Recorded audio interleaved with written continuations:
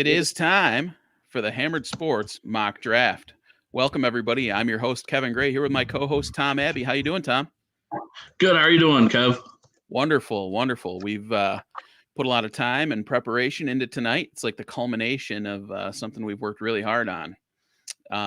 We want to get a couple of things out of the way first and foremost. We want to thank Lion Global. They're producing this for us and doing an amazing job. You see lionglobal.com right there. The folks at Lion Global are doing wonderful work for us, and without their work, none of this would really be possible. So, thank you for all of that work. Secondarily, we'll talk to you a little bit about what our format is tonight. The format that we're going to have is Tom and I had a coin flip and had the opportunity to determine who was going to be. Sorry guys about my background there. On this laptop over here behind me, you can just close that thing out. Thanks. So basically, we're going to go back and forth. I'll be selecting all of the odd numbered selections. Tom will be selecting all of the even numbered selections. So it should be a lot of fun. I'm excited about this. How about you, Tom? Yeah, I've been very excited about this. I think it's going to be something fun and different.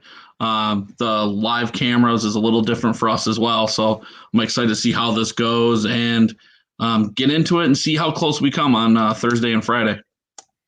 Yeah, it should be really fun to go through this whole process and see how things fall. We talked a little bit earlier about how we know at some point we're going to be sitting here going, oh, I've got this guy eyed up for my next pick, and then you're going to steal him out from under me. So that's going to be a really fun thing to do and see. So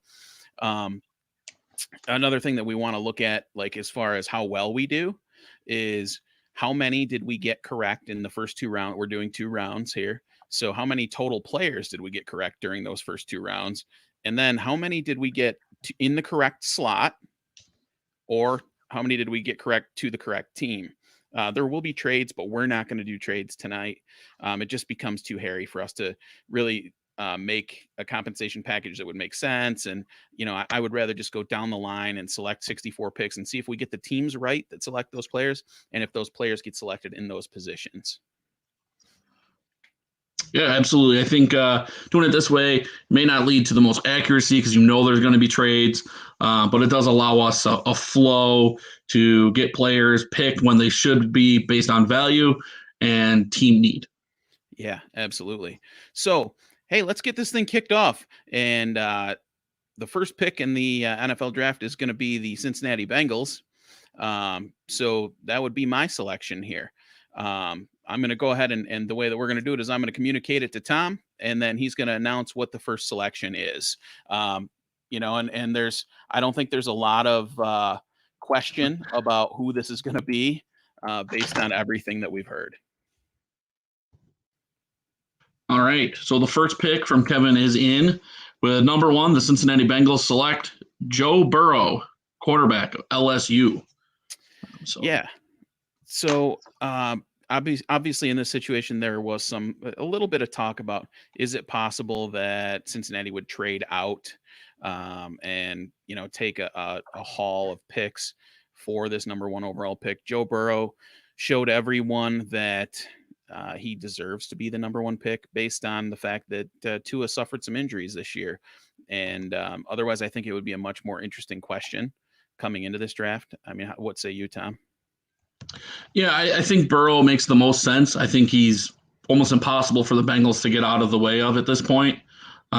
They definitely need a quarterback upgrade, and this just seems to fall right in their lap, so they're able to pick the consensus number 1 at quarterback position. Yeah, so now the Washington Redskins are on the clock here, and this is going to be your selection, Tom.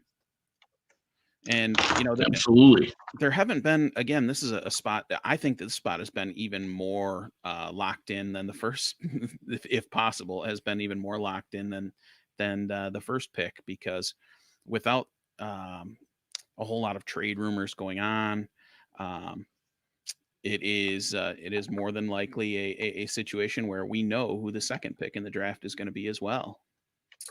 And it looks like the pick is in from Tom. With the second pick in the Hammered Sports mock draft, the Washington Redskins select Chase Young, Ohio State. So tell me about Chase Young, Tom? Yeah, Chase Young's the best edge rusher in the draft. A lot of people have him as the number one overall prospect in the draft. The Redskins are able to get him at the number 2 spot. Edge may not be a jump out need for them, but to get younger and an upgrade at that position, I don't think they're going to get away from that either. And then moving forward, they still have some picks they can make some other moves with, but I think Chase Young's a no-brainer at this point. Yeah, absolutely. So now at number 3, the Detroit Lions are on the clock. And this is my selection here, Tom. Give me what you think are some of the team needs for Detroit. Detroit has some needs on defense. My immediate needs I have for them is an edge rusher, maybe a cornerback, interior defensive line. And even though we're not doing trades tonight, I think they are in a prime spot to trade down. They're going to have opportunities to do so. There's going to be people interested in Tua, or maybe someone who has a favorite defensive player after Chase Young comes off the board that they want. So they're going to be interesting when it goes live to see, do they make a selection, do they trade down, and if they make the selection, who do they pick? Yeah, absolutely. And I think I have a feeling that they're willing to shop that pick in a big way. But based on the scenario here, we're going to select for them. So I've just submitted my pick to Tom.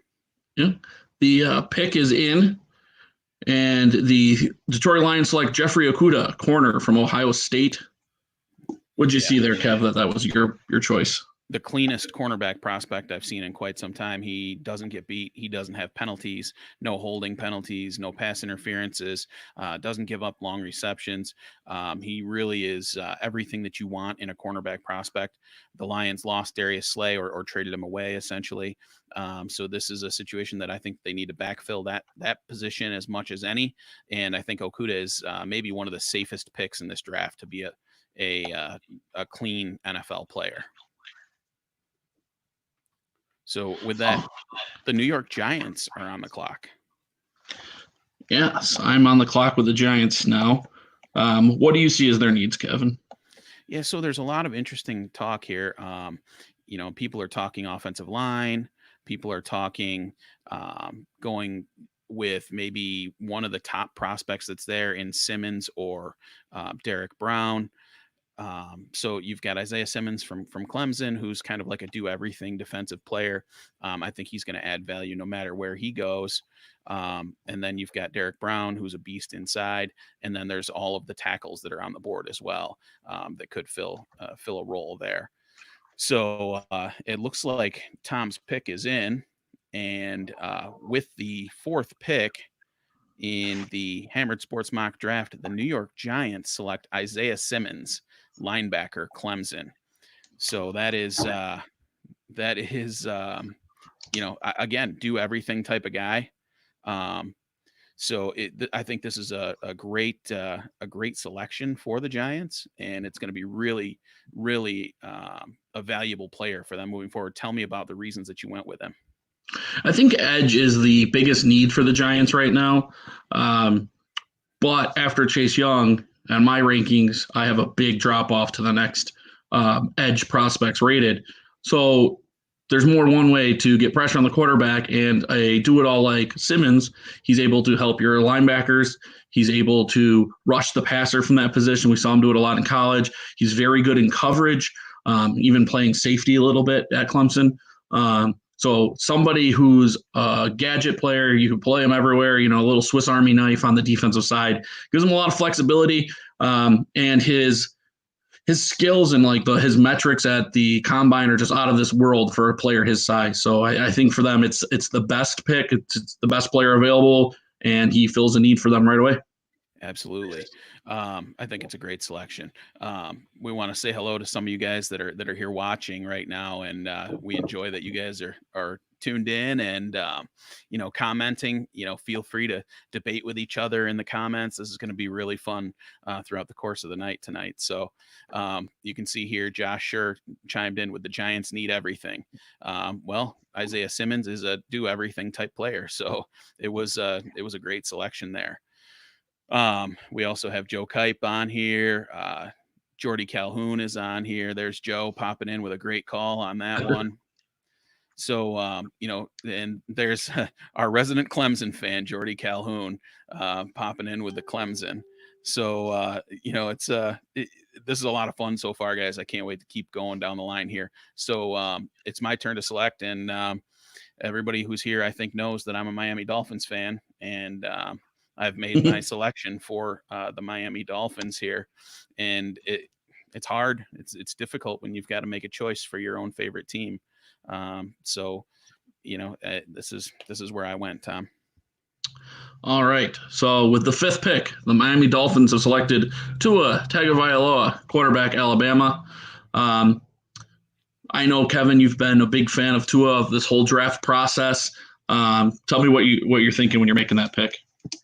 I think you're looking at the amazing talent that Tua has, and this is either a home run pick or it's I need to go somewhere else in a couple of years because he can't stay on the field. If Tua stays healthy, I think that he's a guy that's a perennial Pro Bowler. He's got that much talent and that much ability. It's just so hard for me to pass up this opportunity. Justin Herbert would be the safer selection. But I'm tired of safe. We went safe with Dante Culpepper because of the concerns about Drew Brees, shoulder, and look where that landed us years later of misery. So for me, this is either a home run or a swing and a miss. So I'm going to it in this spot because of how much potential there is down the road. And now we've got number 6 on the clock, the Los Angeles Chargers. Yeah, so I got 6 with the Chargers here. Chargers seem to be able to go in a lot of different ways. It'll be interesting to see what they actually select. And the way this board is falling, there are some really good players that are on the board still. You've got Derek Brown still on the board. You've got the wide receivers still there. You've got offensive linemen there. So and Justin Herbert is there as well. So there are plenty of options for the Chargers. It looks like Tom has his pick in here. Yep. Tom, with the number 6 selection in the Hammered Sports mock draft, the Los Angeles Chargers select Jedrick Wills, offensive tackle from Alabama. Yep. So there goes our first offensive lineman out of the group. Tom, tell me what you saw in Jedrick Wills to make him your top selection. Yeah, Jedrick is my highest rated O tackle in the draft. He's a very clean prospect. He does everything well. His pass blocking is insane. Throughout his career in Alabama, he's excelled at keeping the quarterback upright. So the Chargers, we'll see if it's a smokescreen on Thursday night, but they seem to be pretty committed to Tyrod Taylor for this year and maybe next year, they keep saying. So I'm going to take them at their word and get them a tool to help that offense and get Jedrick Wills to, solidify that offensive line. It definitely needs help on O-line. And he's a good pick here at 6. Getting the top O tackle at 6 is a pretty good get there. So yeah, absolutely. And because we're in the mock draft format here, I've had a pretty strong opinion about Josh Jones and his ability at tackle. But I don't think that it would be the smart thing to do would be to say, okay, I would pick Josh Jones here. So I'm on the clock now with Arizona, who seem to have a team need also at offensive tackle. They also have some edge rush concerns. But that it makes it interesting here through this O tackle market, don't you think, Tom? Yeah, the good thing about this draft is there are quite a few O tackles that are going to be really good NFL players, a lot of highly rated ones. And it's kind of like everything. Your players, each team's going to have what they like, their flavor of offensive tackle. Do you like the big mauler? Do you like the quick-footed, agile guy? So, they may have them all in similar grades, but they may like one over the other just because of the style of offense they run. Yeah, actually, I'm on the clock for Carolina. Yes. Yeah, my mistake there, fellas. I got ahead of myself from my list that I was looking at. So, when we go through the Carolina Panthers needs, they just they changed quarterbacks. Christian McCaffrey is obviously a big piece. They signed him to a huge contract.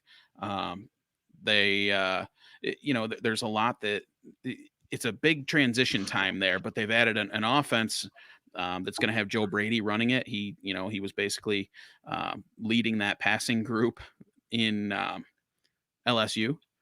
So, Yeah. Tom, tell me what do you think some of their primary needs are? So Carolina needs, I think, you start at corner. They definitely need help at corner. The interior of their defensive line needs a little bit of a renovation, and they need to find some way to replace some of the production they lost from Luke Kuechly. Yeah, Um, that becomes, where do you get each one again in the draft? It's about value. So at 7, you may not have the linebacker value with Simmons off the board at 7, so you may look yeah, somewhere else and see what else you can get. absolutely. So, my selection is going to be in Tom here. Okay, and with the number 7 pick, the Carolina Panthers are selecting Derek Brown, interior defensive line, Auburn. Yeah, I think that he is a game-changing type interior defensive lineman. He is such an unbelievable presence in there, and I think that if they can create some pressure up inside, this is truly a situation of he's the best player available, and it happens to be a position of need for the Panthers here. So I think that Derek Brown is a great fit in this spot. What say you, Tom? Yeah, I love Derek Brown. I have him rated a lot higher in my big board, but the way it falls with a couple quarterbacks going early, he falls a little bit, gets that 7 spot, and Carolina I think is gonna be very happy with his production as they go through. And now I am on the clock again With Arizona, yeah. with the Cardinals of We Arizona. talked a little bit. We talked through that here a little bit. So, Yeah, I think that it makes perfect sense to me in this situation to potentially look at an offensive lineman. Um, and while I was making my folly here on this end, I had typed in a name, and just so happens to be the one that Tom just entered because the pick is in for the Arizona Cardinals, and with the 8th pick in the Hammered Sports mock draft, the Arizona Cardinals select Andrew Thomas, offensive tackle from Georgia. yeah. I think again, you're trying to protect your asset from last year and Kyler Murray. You still have a need there at offensive line to help. They got the weapon. They went and got Yeah, DeAndre Hopkins. They have the weapon. So now you just want to protect your quarterback so he can have time to survey that field and find those open receivers because there are going to be some guys running open in that team right. now and that offense. So Andrew Thomas is a very big offensive tackle. He should be good for years, and I think he's more of the left tackle type, which is definitely what they need. Yeah, and that makes total sense. And now on the clock at 9, I'm here with Jacksonville. And this is a situation where another team that has a bunch of needs, and it's been difficult for me to go down the line and decide exactly where I want to go here. Do I believe the speak coming out of Jacksonville that they're not that interested in quarterback and they're going to give Minshew a shot? I don't know. What do you think, Tom? Yeah, I mean, I think they're in the same boat as the Chargers were. They're saying they are, but you're not really sure if they are set at quarterback. So you kind of wait and see. Depending on what falls to them, maybe they go quarterback, maybe they look somewhere else and find somebody that falls in their lap that they are in love with and say, you know what, let's give Minshew his day and we'll roll with this guy. Yeah, absolutely. So I've made my selection. But the pick is in, and the Jaguars at number 9 take Justin Herbert, quarterback of Oregon. Yeah, and I think that this is just a situation where Herbert fell into their lap at 9, and they decided to just go with it. Derek Brown probably would have been a great addition there. Maybe an edge rusher or C.J. Henderson, the corner from Florida. Sure. There are a bunch of guys that are good options, but I think that when Herbert fell into their lap here, I think it was a choice that they had to make to select him here. So that's going to put you on the clock, Tom, at number 10. Yeah, a number 10 here with the Cleveland Browns. The Browns I have is an interesting team as well in the draft. They have some needs, but they're similar to the teams in front of them. So how does that work out? Are they able to fulfill that need still, or do they feel inclined to go in a different direction just to meet value? You don't want to reach just to fill a position. So this is what I have for them here, Kev. Yeah. We have the pick is in here. Cleveland is it is an interesting situation for them. Again, another situation where you've just got to go with who you think is going to fit best. And Tom has submitted his pick for the Cleveland Browns. Xavier McKinney, safety from Alabama. Yeah. I don't have safety as their number one need necessarily, but when someone that's talented falls to you, I mean, you're getting him here at 10. That it's a really good opportunity. I have O tackle as their number one need, but with the top 2 tackles off the board, there's a little bit of a gap. They may push for one. Again, they may like one more than McKinney, but I think when a player of this caliber falls to you at 10, it's really hard to pass up and not just make it a slam dunk pick here. Yeah, definitely. And that one, that's probably one that's a little bit outside of what people had projected for them. And this is where it starts to get really interesting as we make selections a little further down the draft. Yeah. How about any of you guys out there that want to comment? I mean, I'm on the clock with the Jets right now, and I've got a couple of options out there. Anybody out there have any feelings about who the Jets should go with at 11 based on what we're seeing here? Josh chimes in with the Gardner Minshew take that he'll start week 1. And I think that he would start week 1, even if they select Justin Herbert. So, I still think it's a situation where he would, unless he went in and just completely dominated and won the job. It's, not the easiest decision to make when you draft a quarterback like that. And Minshew really, he showed some flashes, but didn't really seem to be the kind of guy that's going to be dominant at the next level.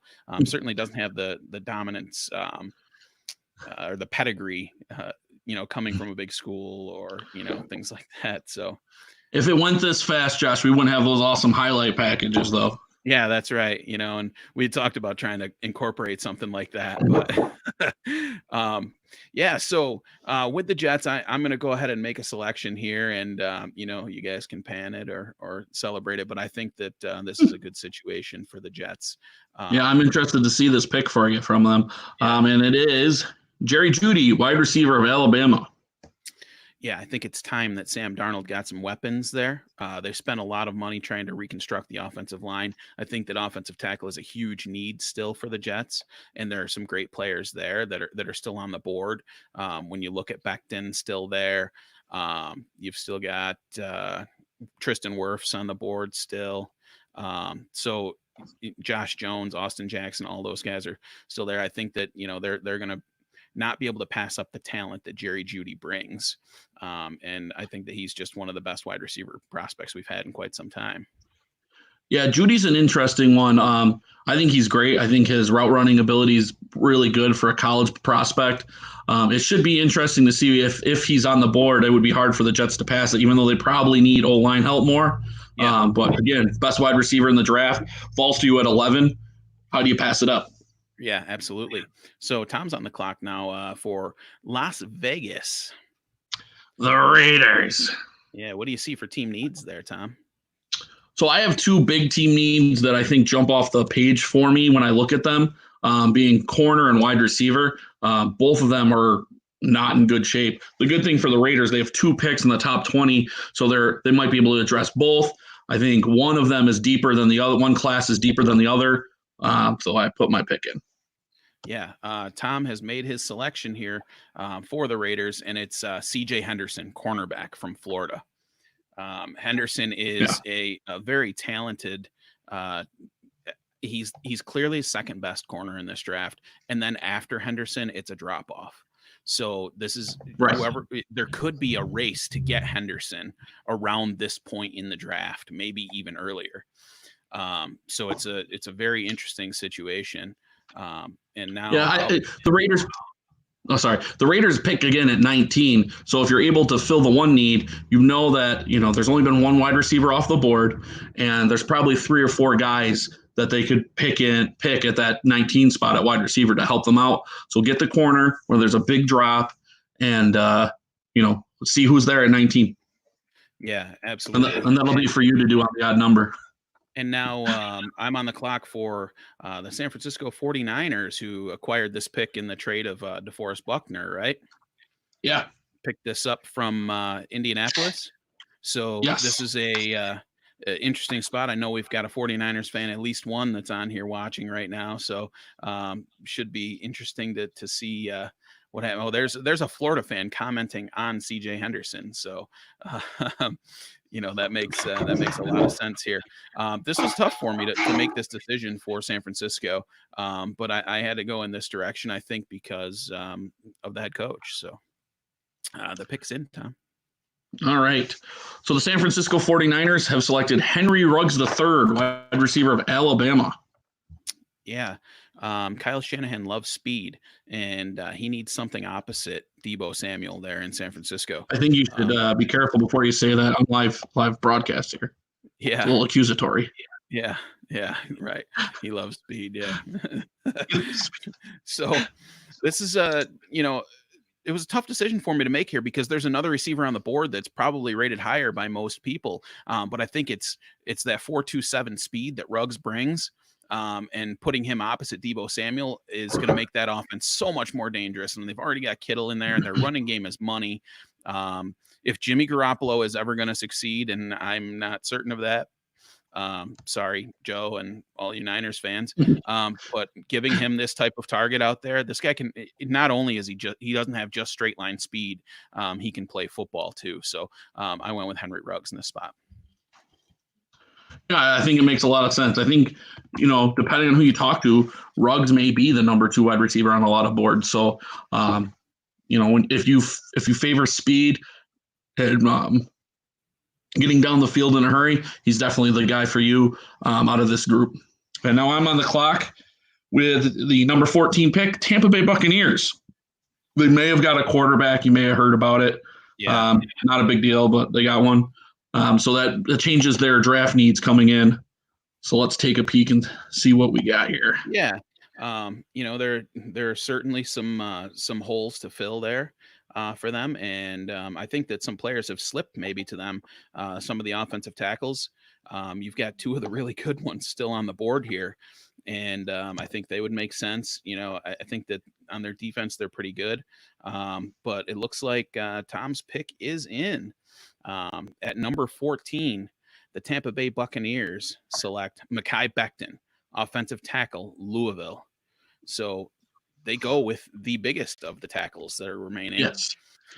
And he's a big old dancing bear. The guy can move pretty well. We expressed our concerns when we did our top offensive tackles, but I think that in the run game he's super dominant. He just drives everybody out of the way. And if he can stay balanced and stay solid at the line there, he's going to be really, really a great addition for them to protect Tom Brady and keep him out of trouble with a great group of receivers to throw to downfield. I think Becton would have gone at 10 with the Browns if it wasn't for the fact that he has this failed drug test at the combine. I think that's going to make him slide a little bit. When you have a team like the Browns that already has its issues, you may be a little wary of adding to that. Not that it's going to be an issue, but it's something you already are aware of. But I think at 14 here with Tampa Bay's and their veteran presence now of Tom Brady, I think it actually is a good spot to bring in a guy to keep. I mean, Brady's getting up there in age, obviously. Everyone knows that, so you got to keep him off the turf. So yeah, he is. And again, I want to say thanks to everybody that's tuning in here. I mean, we're having a ton of fun with this. There are a lot of challenges with going through the production of this, like kind of juggling around our different technology and pages and resources and trying to make the selections and then give you guys a good presentation. So I hope you guys are enjoying it and we're having a great time. Yeah. Oh, Josh just asked for an update on what we're drinking. So I have Captain and Diet with me tonight here. Nice. I'm drinking beer out of a mason jar. He's a classy gentleman, folks. So we're to number 15 now. Before we do that, let's do a quick rundown of the selections that we've had so far. So let's take a look. We're going to pull up a graphic here in a second here with the selections thus far. We've got Burrow to Cincinnati, Chase Young to Washington. This is, I don't think this is really, if you can say chalk. I think that there'll be trades that make things a little different here. But early in the draft, you kind of expect, I would say probably those top 7 players or so, those guys are probably going to be the ones that you see coming off the board. Yeah, definitely some ones up in the air. I think 3, you're looking trade. 4, do they favor O tackle over the impact linebacker? It'll be interesting to see how that goes. But that's the fun of this. The draft is tuning in to see. I think Cleveland could also go tackle instead of safety. And Jacksonville, the Chargers and them. What do they take a quarterback? What quarterback do they take? That'll definitely be fun to watch. Yeah, no doubt about it. So I'm on the clock with Denver, and this is going to be another situation where Yeah, there are some really good players on the board. Um, and I think that they had their sights set on certain guys. I think that they love Jerry Jeudy. sure. But I think that the Jets, Who doesn't? right, right. But I think that they want to try to make Drew Lock succeed here. So I think they're going to help the offense somewhere.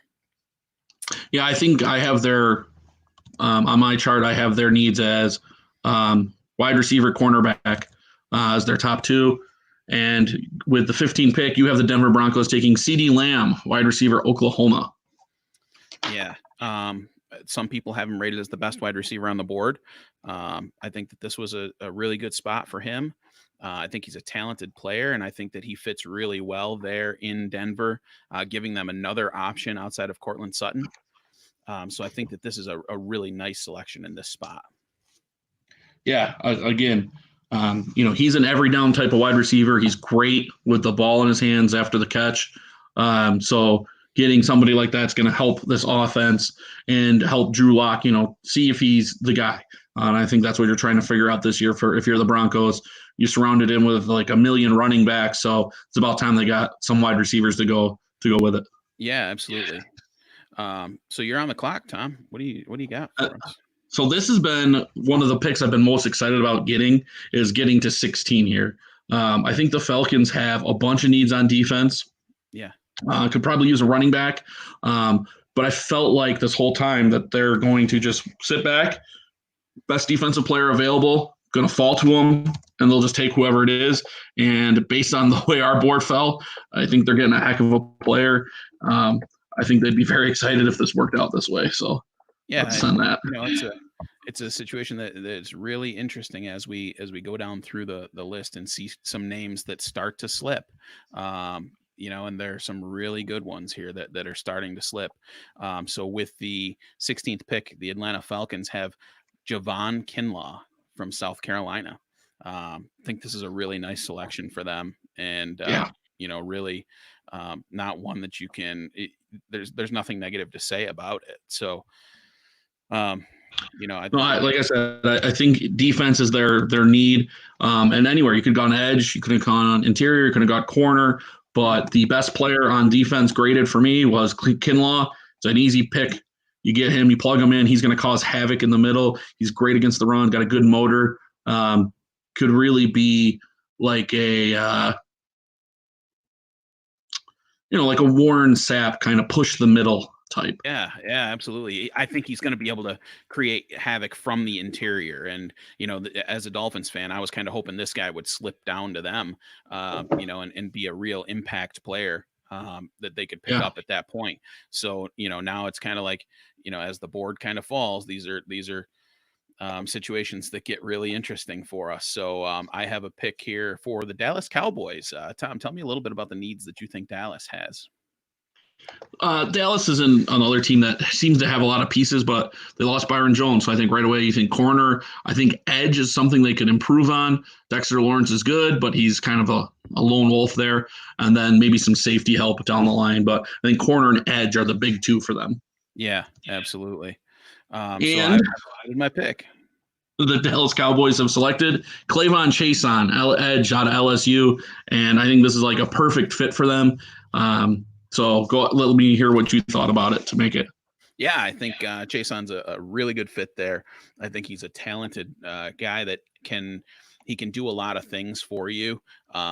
You did see a little bit of him dropping back even. So I think that he's a versatile type player that can be explosive and tough off the edge. So I think that Chaisson here was just a really nice fit slotted in here for Dallas in this spot.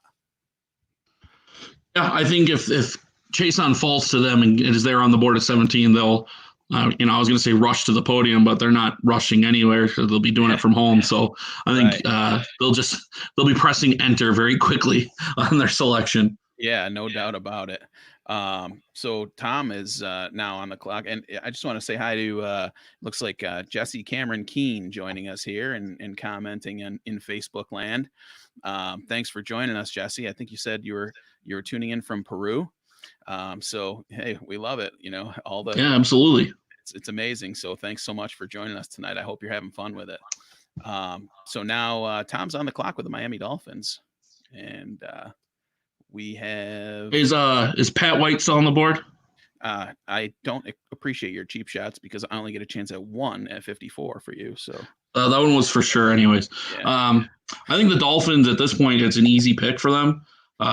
They're upgraded their defense a lot through free agency, which I think is allowing them to focus a little bit more on the offense with all their first round picks. So I think after getting Tua, your next job is to protect Tua. So there's the pick. Yeah. So selection is in for Miami. At number 18, the Miami Dolphins select Josh Jones, offensive tackle from Houston. I love it. Tell me a little more, Tom. Yeah, I think he's another one of the guys that could be a left tackle in this league, and they're always going to be more valuable than the guys who are more pigeonholed for a right tackle. He's big, he's physical. He has some tapes when you watch some of his games where he puts the D lineman to the ground and then finds a corner or a linebacker and puts them to the ground. I mean, there's multiple games where you'll see him getting 2 or 3 pancakes in one play. It's just crazy to see. Yeah.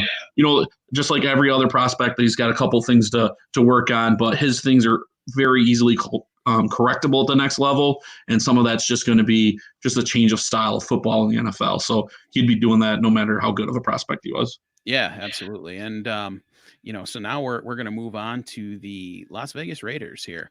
The Raiders had a need at cornerback, at wide receiver. The top 3, consensus receivers are off the board. They already drafted CJ Henderson. They've already selected CJ Henderson and covered that.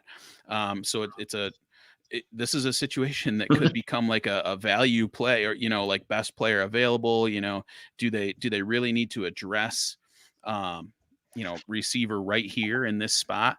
Well, I mean, I think it's pretty deep receiver class. So it's kind of hard to say that you absolutely have to do it right here. I think that this is a spot where if they get in this situation, they might look to trade down. Because it's just not it doesn't, the available players don't really fit what they want or what they need. But there's a guy here that I liked a lot. I had him higher on my board than a lot of other people did. So I've just submitted my pick. Yeah, and I think before I announce the pick, I think if this works out this way and the top 3 wideouts are gone by this point, and they make that gamble, they take the corner, they get here and it's not there, I think this is where you'll see a team come up and maybe get that 4th quarterback here. With Herbert and Tua and Burrow being gone, that 4th quarterback, this may be where they go. But with the 19, the Raiders pick Justin Jefferson, wide receiver out of LSU. What do you see about Justin Jefferson here, Kev? Yeah, Justin Jefferson is I think he's a really talented kid. I watched him, play with Joe Burrow there, and he always found a way to catch the ball when it's contested. And I think that somebody who can do that adds so much value to your team. He's got a little bit of work to do. He's not exactly perfectly clean and polished, but I do think that he's a really, really good receiver here in this spot. If I were the Raiders, I'd be looking to move down a bit. So I was between Tristan Wirfs is still on the board here, but I didn't see a super need at tackle for them. And that's the part that, he seems to be the name as I'm looking at my list that's slipping down a little bit from my big board. That seems to be the best value that's still on the board right now. So it's interesting to see how this is kind of shaken out right now. Yeah. So at 20, I have the Jacksonville Jaguars back on the clock. They already got their quarterback with Herbert. So now it's time to address some needs that'll impact them this year. I think even if they do draft Herbert, like you said, they may give Minshew the first few games and see how he does, and then bring Herbert in along a little slower, especially with the confined lead up to the season that they may have. So but I think they get a great pick here. Let you announcer. Yeah. So the pick is in, and the Jacksonville Jaguars select Ross Blacklock. He's an interior defensive lineman from TCU. Um, and this is a guy that is a really, really talented player, defensive tackle. He is not really known as much outside of the scouting circles and the people that are watching a ton of football. And so this is a name that might surprise people. But I don't think that it should be a player that surprises people when he gets on the field. He's going to get out there and he's going to ball out. Yeah, I think he's a top 15 pick. So the fact that he's still here at 20, the Jaguars probably their number one need is interior defensive line play. So to get someone like him to be there at 20 for them is such a it's such a huge win for the Jaguars team. To be able to add a player who's going to step in and start at D tackle and probably be effective right away. We've seen lots of interior defensive linemen come in and do well rookie years. So they'll have Herbert and Blacklock, and that is a pretty good takeaway from the first round of the draft for them. Yeah, no doubt about it. So I'm on the clock with the Philadelphia Eagles here, and they have a terrible need at wide receiver, right? Yes, they do. Now we've got a lot of the good names off the board here. So I'm going to go ahead and address one of their other needs here in the picks in, Tom. Okay. So the Eagles are taking at 21 Kenneth Murray, linebacker, Oklahoma. Yeah. I think that Murray is a good fit there. I think that it's really between Murray and Patrick Queen here at this point when it comes to the interior, those inside linebackers or guys who can be versatile. I like Kenneth Murray in this spot, though. All right. So who do I have here? We got you're up at 22. 22 pick goes to the Minnesota Vikings. I'd just like to quick shout out to Stephon Diggs before I make this pick. And the Vikings are an interesting spot here with everything that's, the way things have kind of gone. They definitely have an interest in adding a wide receiver. They have a pick 3 picks later, so they're not necessarily forced to do that. So I think maybe they take this pick to address another issue of need. Yeah, so the pick it sounds like the pick is in. And they have, with the Minnesota Vikings, have selected Damon Arnette, cornerback from Ohio State. This is one that has climbed the boards, particularly Tom's draft board. Tell me about him, Tom. Yeah, I mean, Arnette he's kind of a special guy. There's a few things about him that really stand out to me when you watch. He's a little more willing to tackle than a lot of the guys at corner in this year's draft. And if you watch a lot of Ohio State games, they don't throw his way very often. They don't even try to throw his way, and that's obviously the telltale sign of a great corner. The LSU game, he was challenged over and over and over again. Won some, lost some, but he was able to hang in there with that crazy offense and everything they do. So, they lost Xavier Rhodes. I think they need a corner. I think this is a good pickup for them, knowing that they still have a pick and three more picks. So. Yeah, absolutely. So I'm on the clock now with the New England Patriots. This one didn't take me a whole lot of time because I think that they've got an obvious need that stands out, and it may not be the one that you guys are thinking. So I've put my pick in. All right. New England Patriots select Patrick Queen, linebacker, LSU. What'd you go linebacker for, Kev? Yeah, you lost Kyle Van Noy, you lost Jamie Collins. You've got a lot of missing players from that defense now. I think that it's imperative that you get somebody else that you can plug in there. I think that they seem either content to roll with Stidham and Hoyer right now, or they plan to make a big splash and try and move up. And they may draft somebody developmentally here in round 2 or round 3. Maybe a Jacob Eason or Jake Fromm or, someone along those lines is the direction that they end up going a little bit later on in the draft.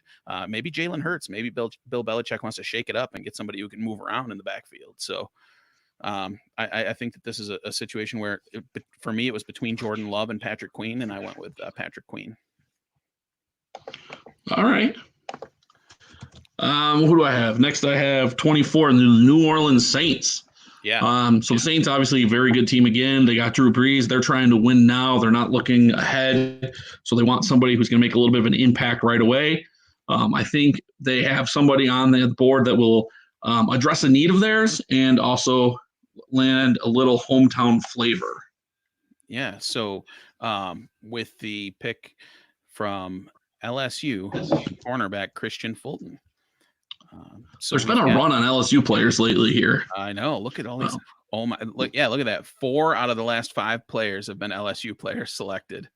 Yeah, I think Fulton is a corner. He's going to be able to step right in for them. I think that, Louisiana, staying in Louisiana is great, but he's the best player available at a position of need, and he's right there. He's ready to go. They're going to be able to bring him in. They have Lattimore on one side, who's awesome, but everyone knows all that does is put more pressure on your second corner when that happens.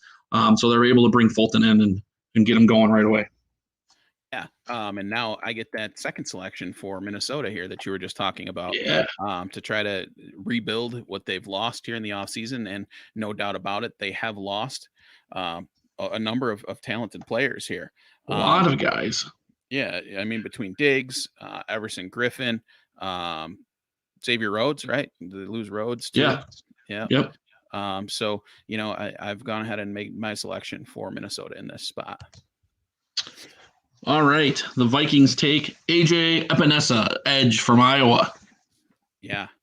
I think that Epinesa is, he's a Midwestern boy that's there in Iowa. I think he'll fit in great in the culture there in Minnesota. I think that he does a good job at, bull rushing and being tough. And, he's not going to be the explosive speed, 14 sacks a season kind of guy. But I think he's a good, solid player to fill in this role for Minnesota with the loss of Everson Griffin. All right. So I have the Dolphins again because they're always on the clock. Pick 26. I'll go over real quick. They got Tua at quarterback, and they got Jones at offensive tackle already.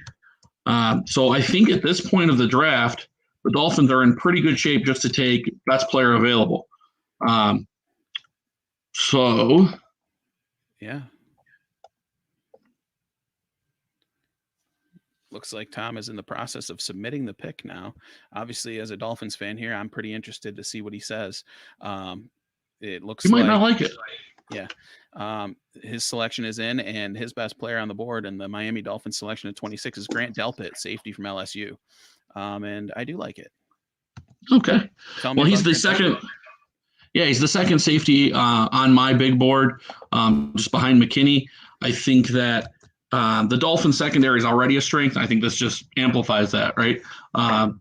If he came out last year, this guy would be in the top 10 of this draft. He had a rough 2019, played a lot of good teams. The Texas game, he got beat a couple times. Ohio State, the list goes on. So I think that knocked him down a little bit, but he still has the talent to be in the top, in the first round of this draft. And I think him falling to 26 is actually a good thing for the Dolphins. They can snack him up. And again, he's going to contribute right away. He may not start right away, but he's going to work in there and eventually take that job. Yeah. Interesting situation here, with having added help there at secondary, but in the safety situation, they just got rid of Rashad Jones. Right. They traded away Minka last year, and they've got Eric Rowe back there and Bobby McCain. I think that safety is a need, and I think that if you can get the second best safety in this draft right here, right now, I love it. I mean, I think that's it's a really nice selection. So let me take a look here. I am on the clock with Seattle and with the Seahawks. Yeah, I've got a pick here that makes perfect sense to me. And Seattle has a couple of big needs, I think, that are obvious. I think depending on what happens with Clowney, they may need an edge rusher. Yeah. But other than that, I think, you're looking O-line, and your pick is in, and it is Tristan Wirfs, offensive tackle for Iowa. I think this is a really late spot for him to go and a really big win for the Seahawks. Yeah, should this happen, I have to believe that the Seahawks will be ecstatic if somebody of the caliber of Tristan Wirfs is still on the board here at this point in the draft. It's just, to me, it's just an absolute boon for them. Now the Baltimore Ravens are on the clock, Tom. Yeah, all right. So the Ravens are a team that obviously had a great regular season last year, went out early in the playoffs. They've stayed mostly pat with their free agency. I think they have a big need. And let's see if we can fill that real quick. Before I do that, Kev, what do you see as their needs here? Yeah, so when you talk about the Ravens, they had such an explosive season last year. The offense was so fun to watch. It felt like a team that basically had it all going until the playoffs showed up. I think that if one of the linebackers falls to them, Murray or Queen, that'd be a nice fit for them. But I think this is a perfect spot for maybe our first interior offensive lineman or another weapon. So there are a lot of options that they have here still at this point. Yeah, I had linebackers their number one need as well. Yeah, I think they need some youth there. Yeah, absolutely. And looks like your selection is in, and it is wide receiver Brandon Ayuk from Arizona State. This guy is he's flown up draft boards here late, it seems, huh, Tom? Yeah, I mean, I love his ability with the ball in his hands. He's able to run. He's able to make people miss. He breaks a lot of tackles, almost like a running back once he gets the ball. Very, very quick in and out of cuts. So it'll be very interesting to see where he goes. I think some people love his ability, and some people are a little concerned with just like the teams they play, the competition out there. Kind of pads your stats a little bit. So, but I think he's a dynamite athlete. Yeah, no doubt about it. And I think that it makes a ton of sense for them to get somebody opposite Hollywood Brown there. Right. Hollywood Brown showed a lot. Their tight ends are really good. But Yeah. This and is he's a little bigger than Hollywood. He's a little more explosive with the ball in his hands. Hollywood's got great straight line speed, but he's a smaller guy. He's not breaking tackles. He's not making plays like that. So I think he gives them something they don't already have. And I thought Murray was going to be there on the board, and I thought that was a great pick for them. But with him off the board and Queen off the board, I think that this is their best way to fill a need right away. Yeah, no doubt about it. So I'm on the clock now with Tennessee, and I didn't waste any time here. I feel like their need is pretty well defined. They need help on the defensive line and creating pressure. Jeffrey Simmons is great on the interior. I really like him, I think that they need to replace Cameron Wake and have somebody that can rush the edge here. So I've submitted my pick. Yeah, and he has them taking Yetur Gross-Matos, edge out of Penn State. Yeah, and here's a guy, Tom, that you talked about it in our podcast when we were discussing the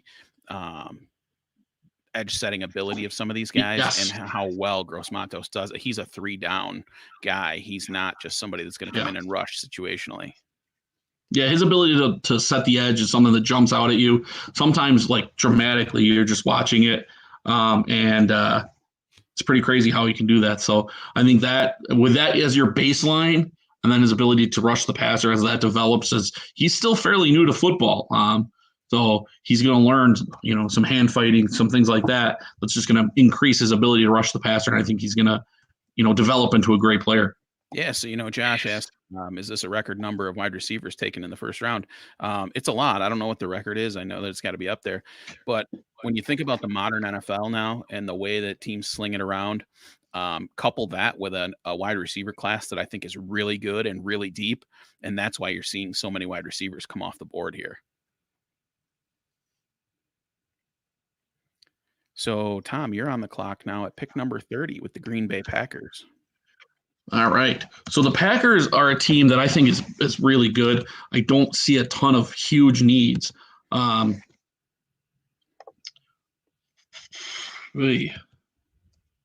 also don't see a lot of their needs meeting my big board. Yeah, and that's a bad situation, isn't it? When you're looking at your big board and you're like, oh man, but their needs are not matching what I'm seeing here at all. So, it's almost like, well, now you got to think back. What else did I see that was a vulnerability on that team? And, where can I find something that's going to be helpful to that organization? we don't like the tight ends in this draft, and a lot of They people think definitely that, need one. yeah.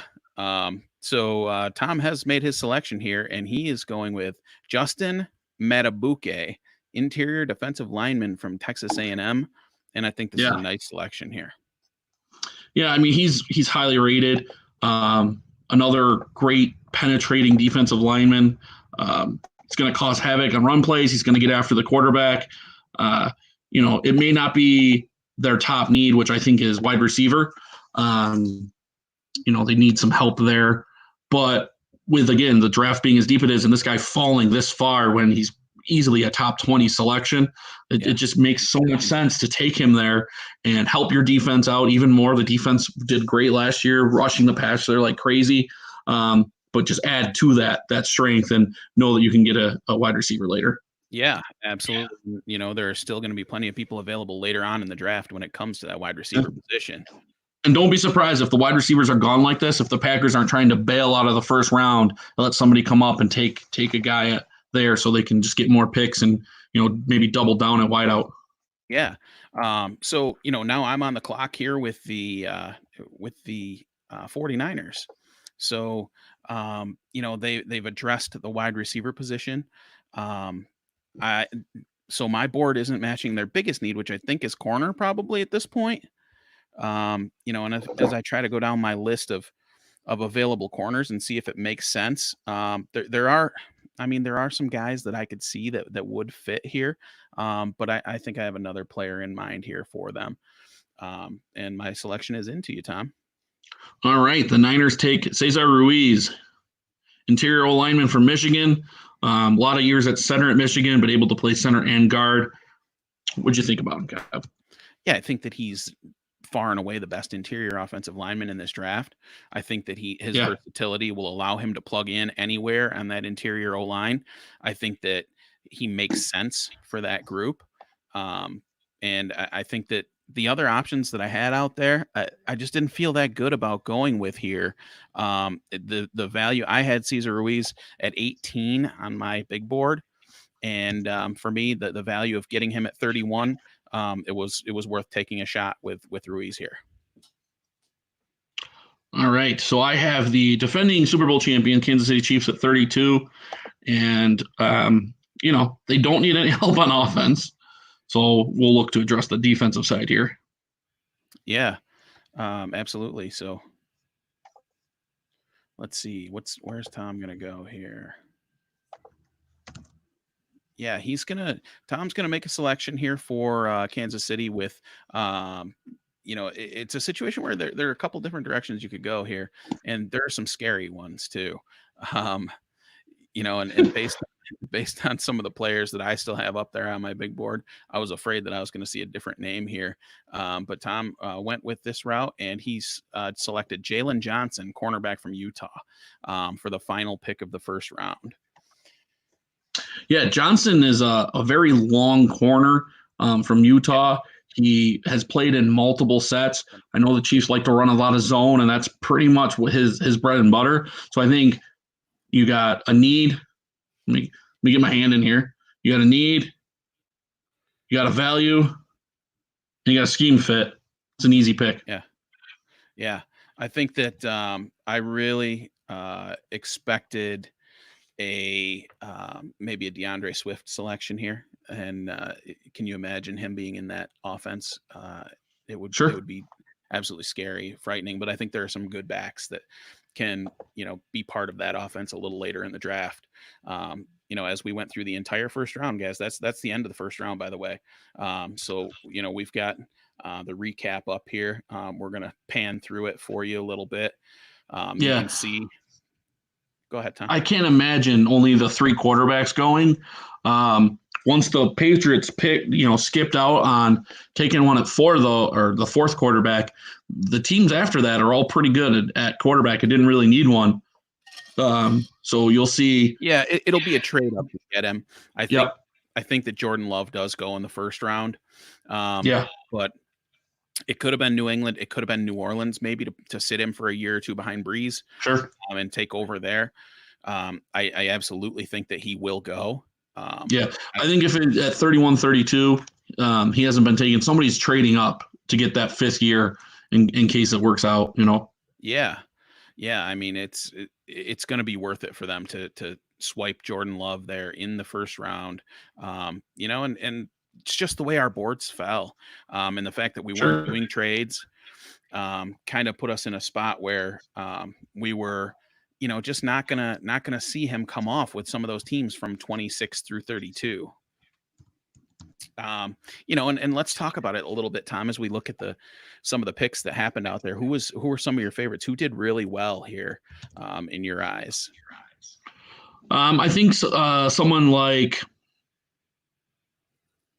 Las Vegas did well. They got the corner and Henderson. They got the wide receiver and Jefferson. Obviously, able to address two needs right away. I think Fulton falling all the way to New Orleans is really big.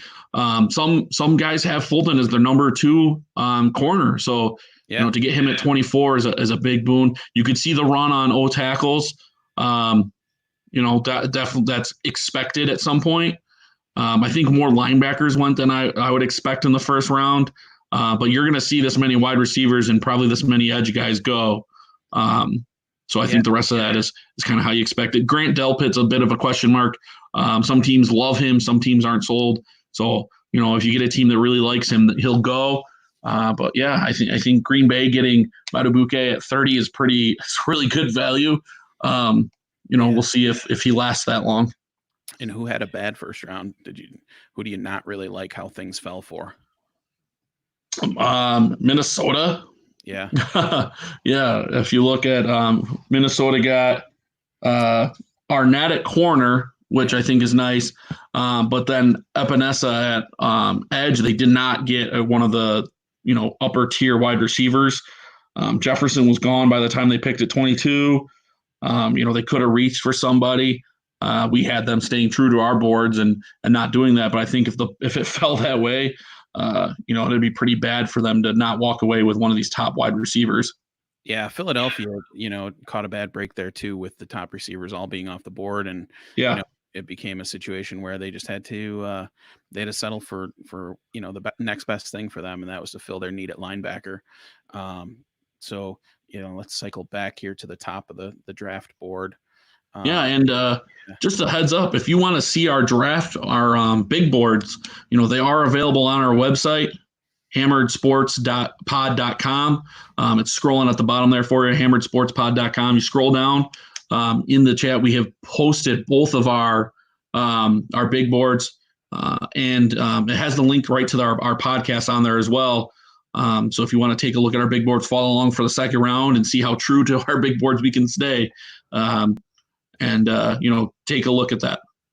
Yeah, absolutely. And we have the new website out there. Obviously, is a big thing for us. It's a big step Yeah. for us, and really appreciate that that work that Lion Global has done for us in putting that together. Recently, we partnered with Rachel Simpson, a Buffalo dietitian, on Instagram. Hi, Rachel. Hi, Rachel. If you're out there watching tonight, she'll be we'll be doing a little cross promoting for her. She's amazing at what she does. She's very close to having their first baby, so it's an exciting time for them. But she, during this time when everybody's stuck at home and you're getting tired of the same meals every day, Rachel's constantly posting great food ideas on Buffalo Dietitian. Not only new and creative ideas, but healthy ideas too. So check her out on Instagram if you guys get the opportunity. And all right. yeah, let's roll into round two, Tom. What do you say? All right, Kev, you're on the clock again with the Bengals of Cincinnati, who have their quarterback in Burrow. What do you have them at in here? Yeah, is there a position that they don't need help at, really? I mean, maybe wide probably receiver. Wide out. Yeah, they're probably good there for another year or two. Yeah. So to me, this is going to be a pure, who's really good that's available still. I don't think they're going to go running back. That's another position that I think they're pretty much good at. Yeah. So let's take a look here and see at my board. Boy, this is a tough one. Tom, talk to me a little bit more about what you see on that team right now. On the defensive side of the ball, I'm having a hard time thinking of a lot of the players that are even So comprising of that defense. So yeah, they need some help at both corner and edge. Those jump off the board as a need, which might be a little hard here. Some of the corners are gone. Some of the best edge rushers are already gone. So you yeah, may just end up taking best player available on that side of the ball and just making it work. yeah, They could use continued help on the O line. This may be a spot where, with Ruiz gone, maybe the next interior O lineman goes. Again, you invested highly in Burrow, the first overall pick.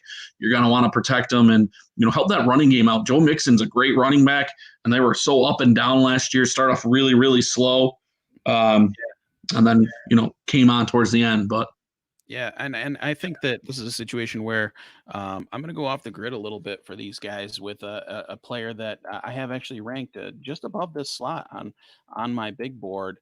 Um, so I think that this will be a nice player at the next level that not a lot of people know about.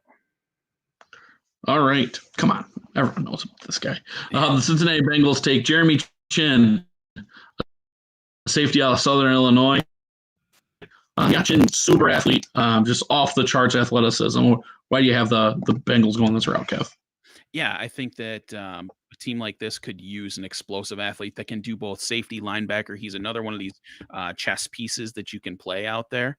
And I think that he's no matter what team he falls to, this is a really valuable athlete that you don't get these type of rare athletic ability that can play multiple positions at this point in the draft very often. So there is a step up in competition a little bit here, but I think that this is not a bad selection for them. No, not at all. The next pick I have is 34, and I have the Indianapolis Colts. They don't have a first-round selection, so this is their first crack at the draft. And they're an interesting team as well. They went and got Phillip Rivers to help right away, traded for DeForest Buckner. So they're definitely in win now mode. Yeah. Let's see. Again, this is an interesting group here. But here's a selection that, should it happen, makes all the sense in the world. So at pick 34, the Indianapolis Colts select Jordan Love, quarterback from Utah State. Yeah. I don't expect Jordan Love to be there at 34. Their top needs I have as wide receiver and quarterback. Phillip Rivers is only on a 1-year deal. He's obviously aged. Yeah. So, just take a look at quarterback. You got Jordan Love there.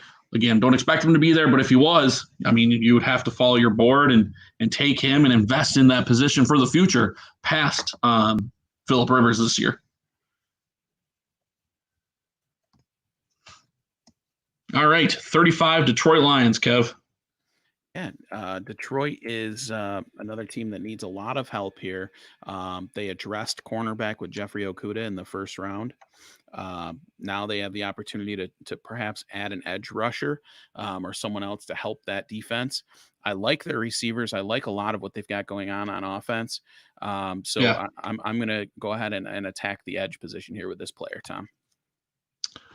Yeah, I like this pick. Detroit Lions pick Zach Bond, edge out of Wisconsin. Yeah, here's a guy. He failed a drug test at the combine, or came back with a diluted samples. So I don't know if you want to call that failed or not. And word is that he was trying to add weight so that his measurables look better when he came into the draft. So when you hear stuff like that, you don't know how much to believe. I don't think that there's a real problem there for him. So I think that he's going to be a good addition for whoever does add Zach Bond here. Yeah, I love Zach Bond. I think that he's a 4-3. He's probably going to play the strong side linebacker, rushing the passer a little bit. Very talented at doing that at Wisconsin, so that's a good pick. Yeah, absolutely. And now I am on the clock with the New York Football Giants. The Giants got Simmons in the first round to bolster their defense. Let's see, what do I have as their needs?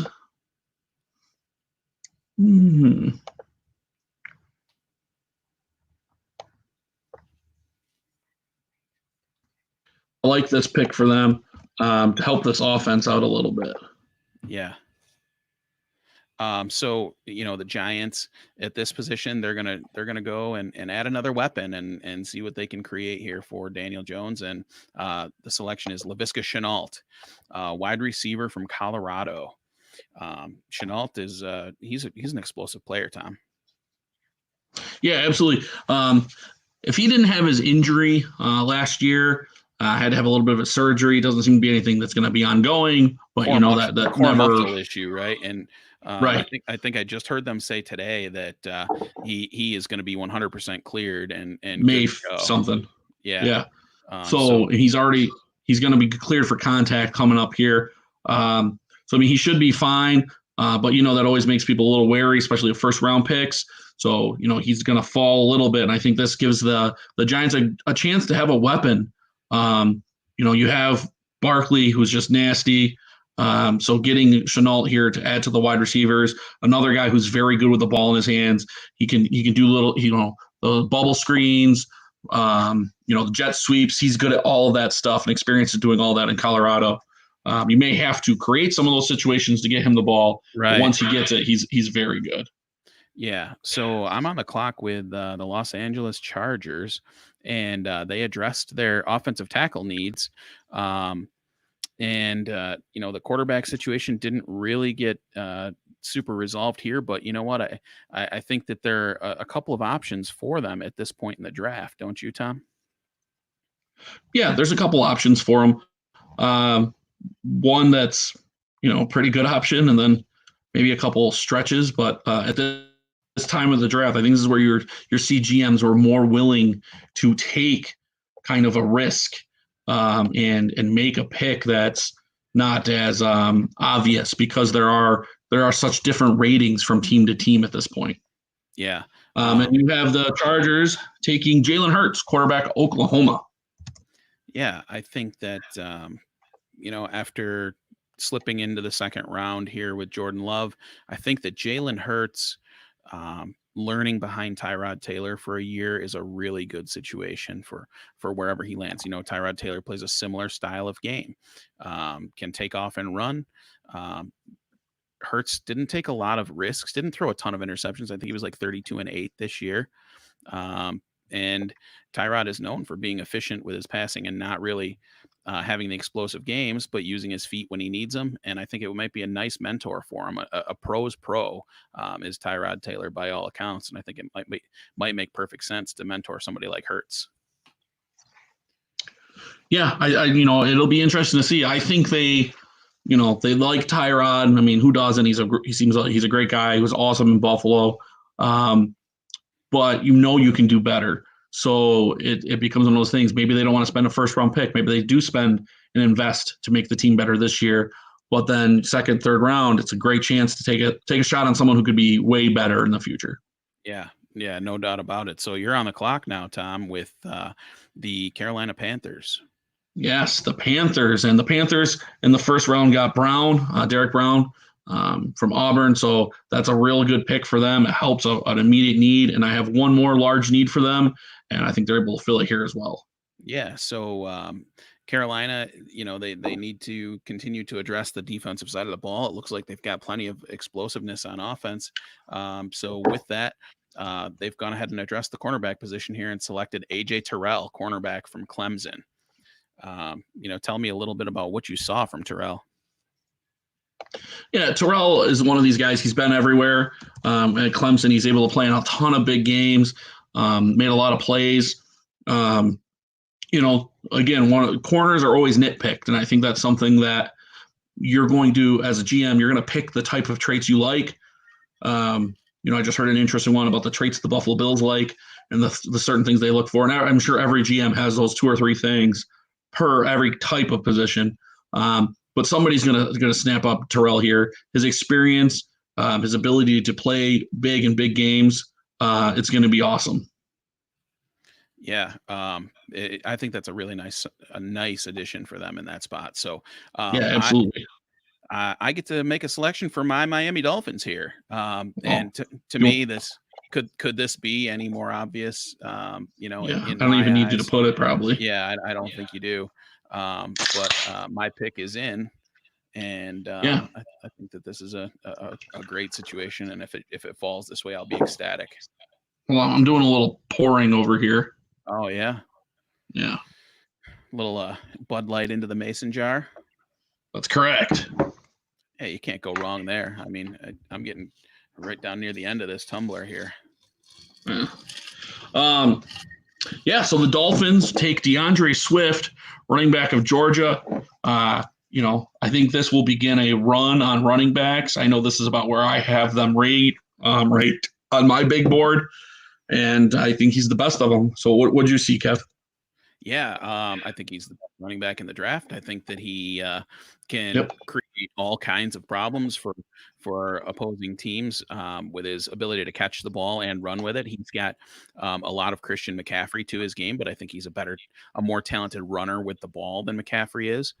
So this is this situation to me is a perfect fit for to be able to fill other needs in the first round and then still have the best running back in the draft on the board at 39. Yeah. All right. So at 40, I get to be a little crazy and put my Bill O'Brien hat on because the Texans are on the clock.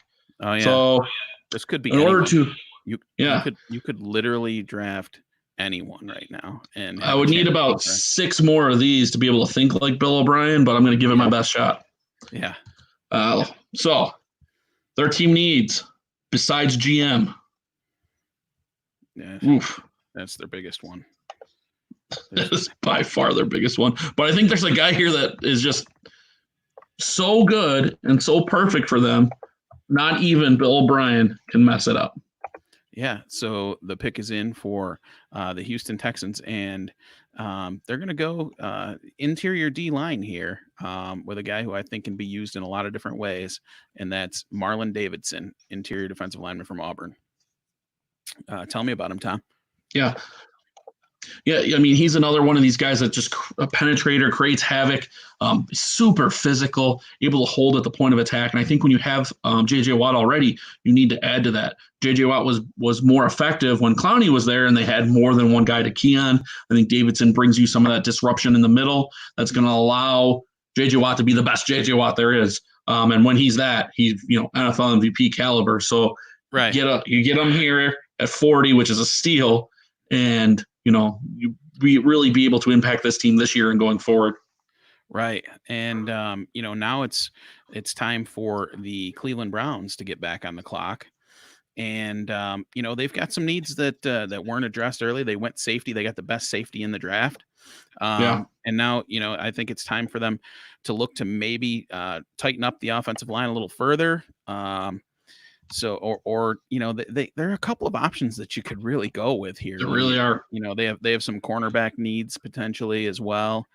Linebacker, I think, is a need for them as well. I'm not sure on the big board it would work out, but I think linebacker is definitely a need.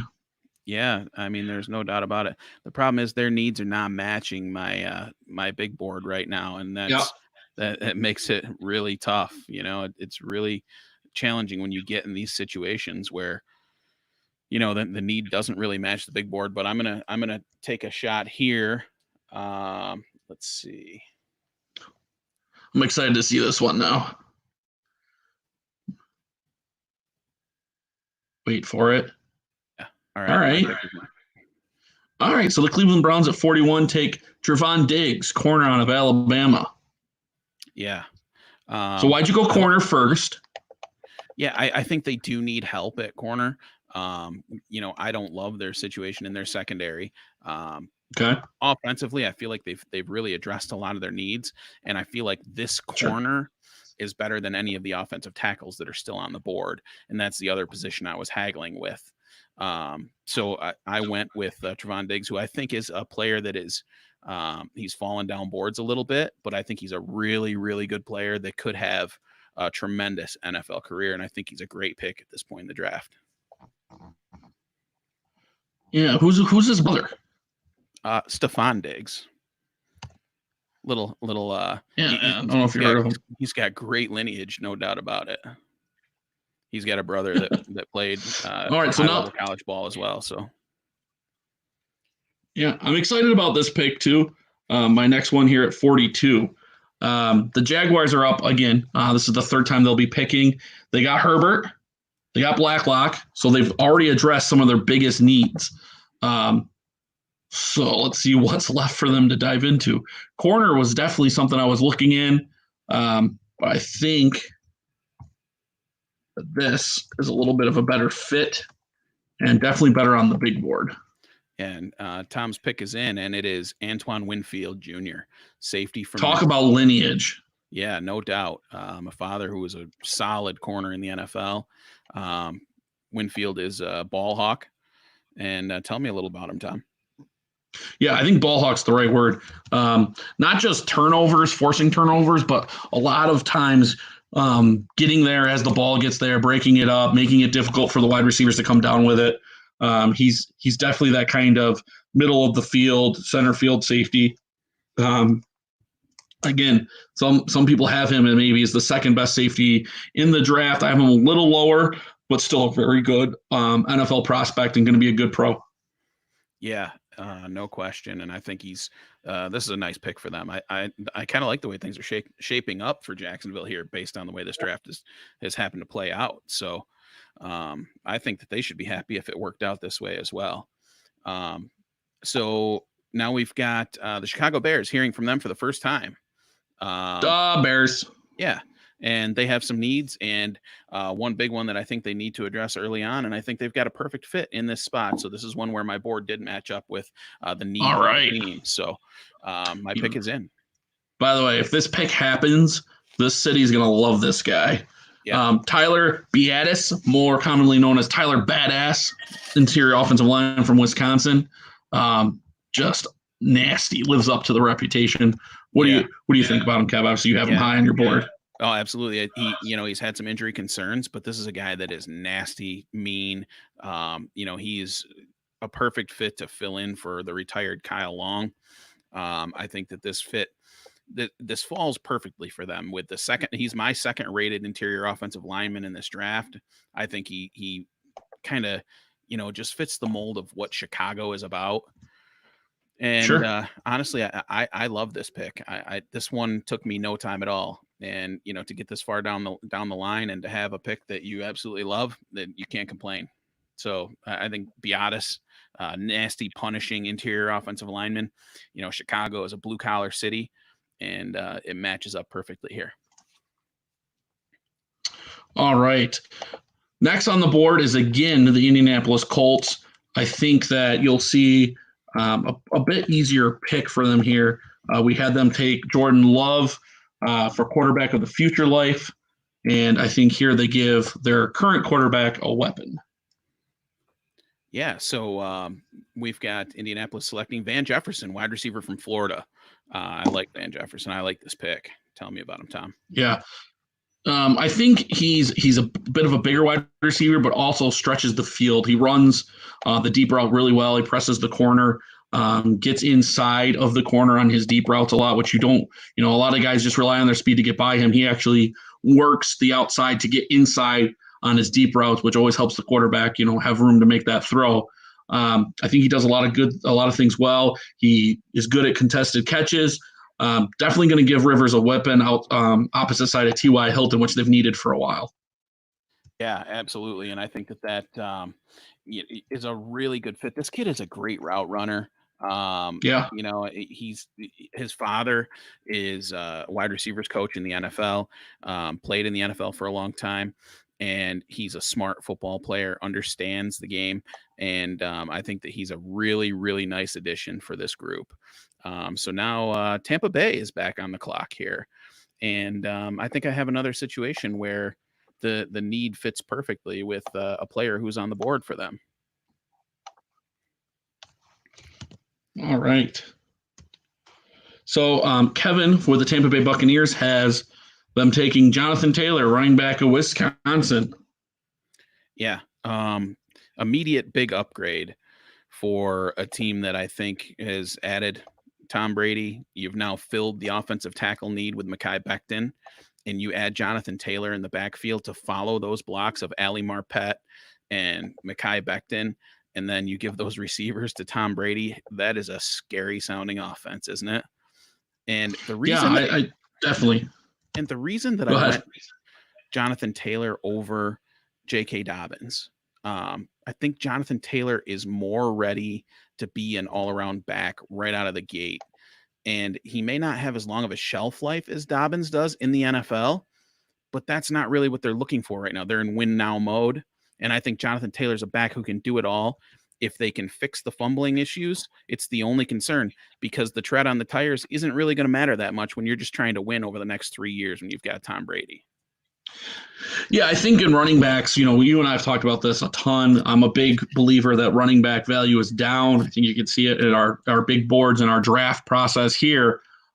With that being said, you don't expect him to have a second contract with you if you're picking a running back. Those second running back contracts are expensive. So Yeah, you're going to use him for the 4 years you have him, and you're going to run him into the ground. And if he's still standing, sure, someone else can figure it out. So, yeah, to me, that's not as big of an impact as it was maybe a few years ago. right. I just think doesn't it seem like a perfect style running back to come in there with Brady and, to run behind a powerful offensive line. I just, he was in a pro style system already.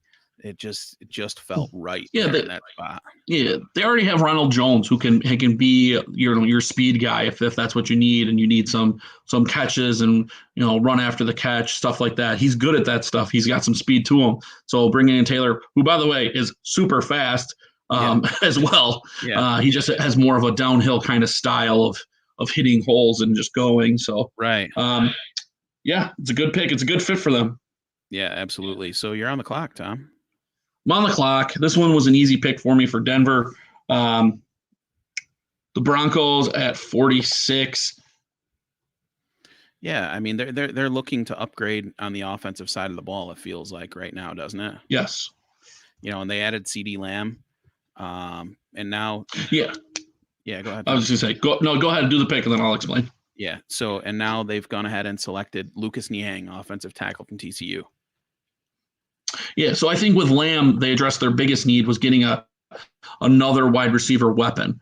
They haven't really addressed that. They have Sutton. They don't really have anyone else. So I think they got that check. And then the next thing is protecting Drew Lock.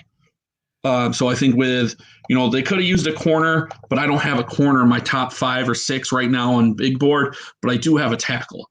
So you get that tackle. He's able to come in and help you out this year and really put some size to that. Niang is very good.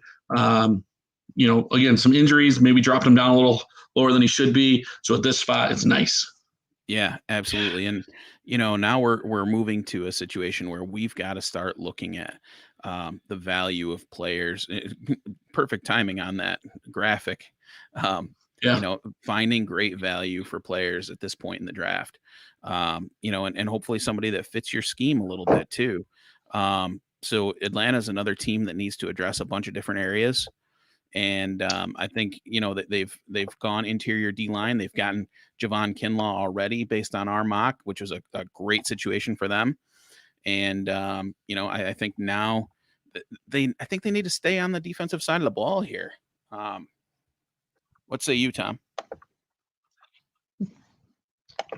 So I think Falcons. I had their biggest 3 needs as corner, interior defensive line, and edge. So defense is definitely the side I would look at. I think you're pretty good at offense. You got some wide receivers. You got some weapons there. You could use maybe another running back, but I don't think you need one this early.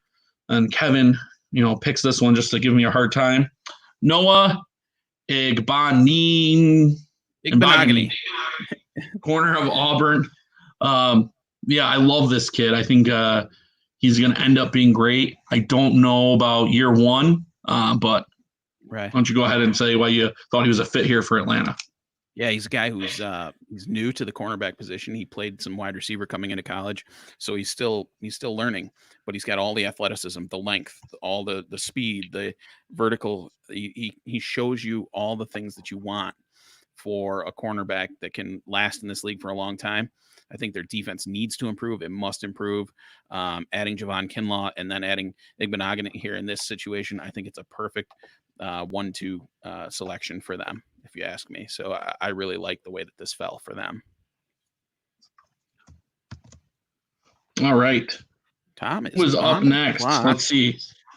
with the With the Jets, who got their wide receiver in the first round. They're able to take Judy at 11. So this leaves them, maybe able to address some of those holes on defense. They could still use another offensive tackle. Don't have a tackle quite there. I'm going to take best player available for them. Yeah.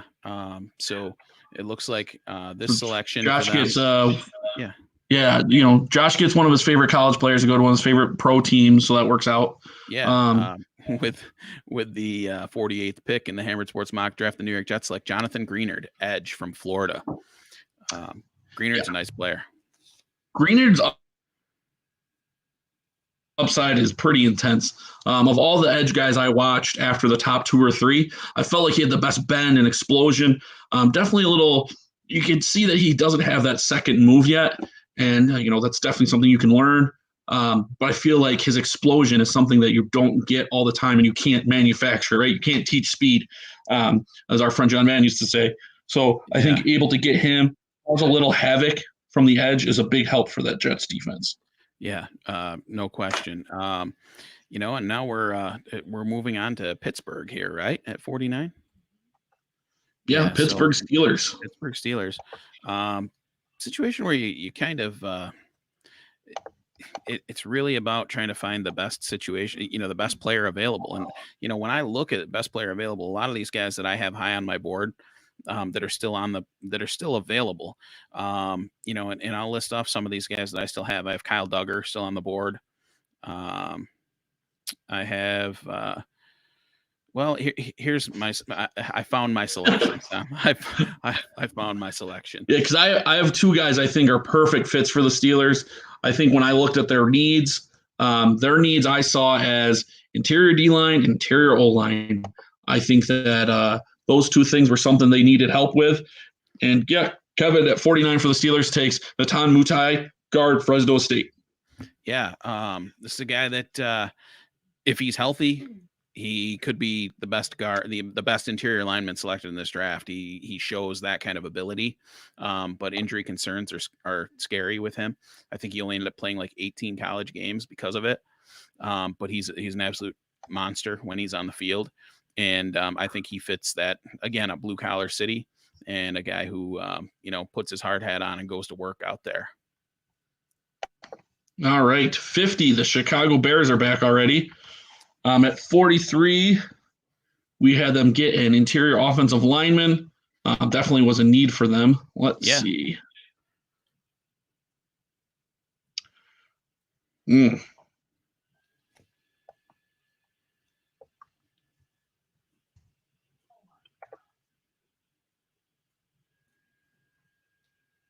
What do you see? Oh, again, they're maybe their most important needs are gone, or they could definitely use a corner, but I don't see one anywhere near my big board. Yeah. So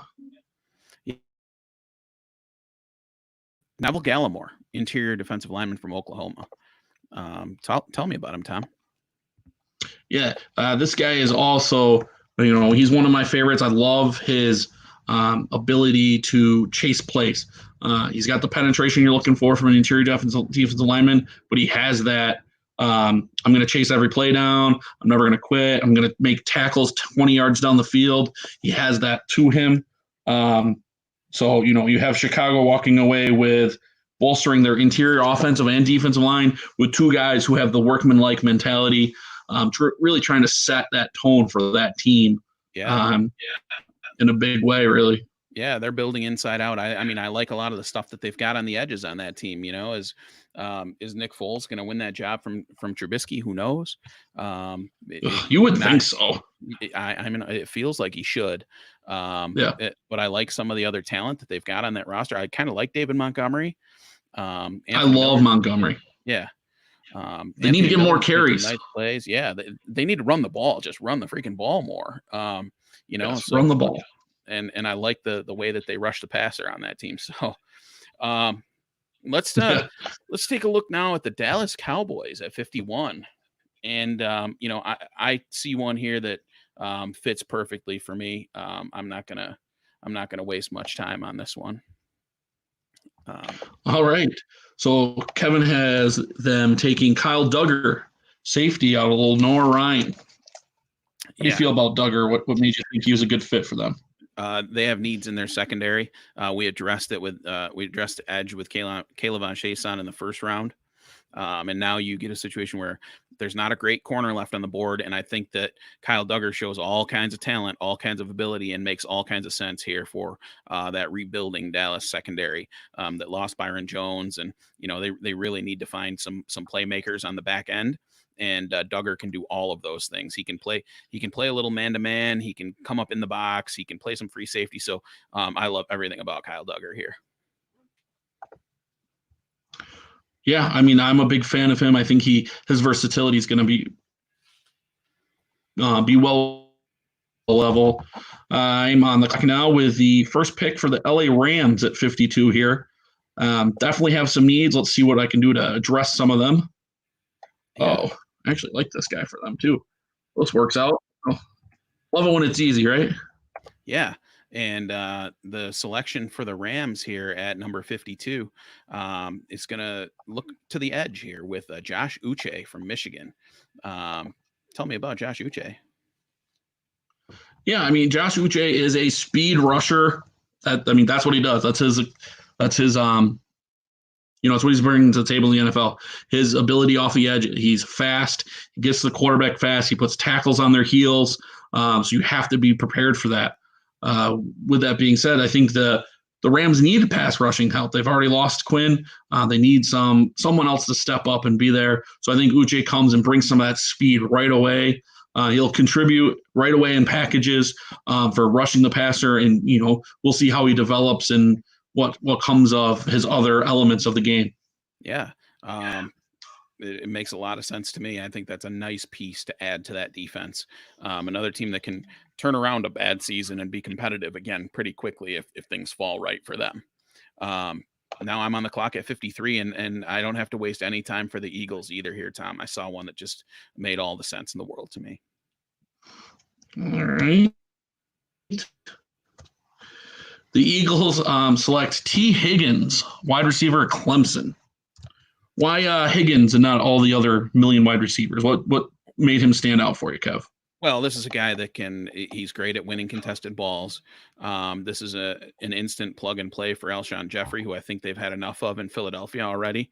I'll be surprised if he lasts on that roster. They need wide receiver more than any other position for sure. And I think T. Higgins has taken a little tumble here. A lot of people had him as a first-round talent. Sure. I didn't really see him that way, but I do love him here at this spot to Philadelphia. I think Philadelphia lucks out to have a talent this good fall this far to them in this spot. All right. So I am on the clock with my Buffalo Bills. It won't take me long to make this pick either. I feel like they have a few needs that need to be filled here with a draft, and there's somebody I think who is able to do that right away. This probably isn't my favorite pick for them at 54, but some of the guys I wanted to get are gone. Yeah, this is a situation where Buffalo had some needs that they needed to fill. There's no doubt about that. And a lot of you guys are Bills fans that are on here tonight paying attention. And I think that if this situation falls this way for you, you really couldn't ask for much more.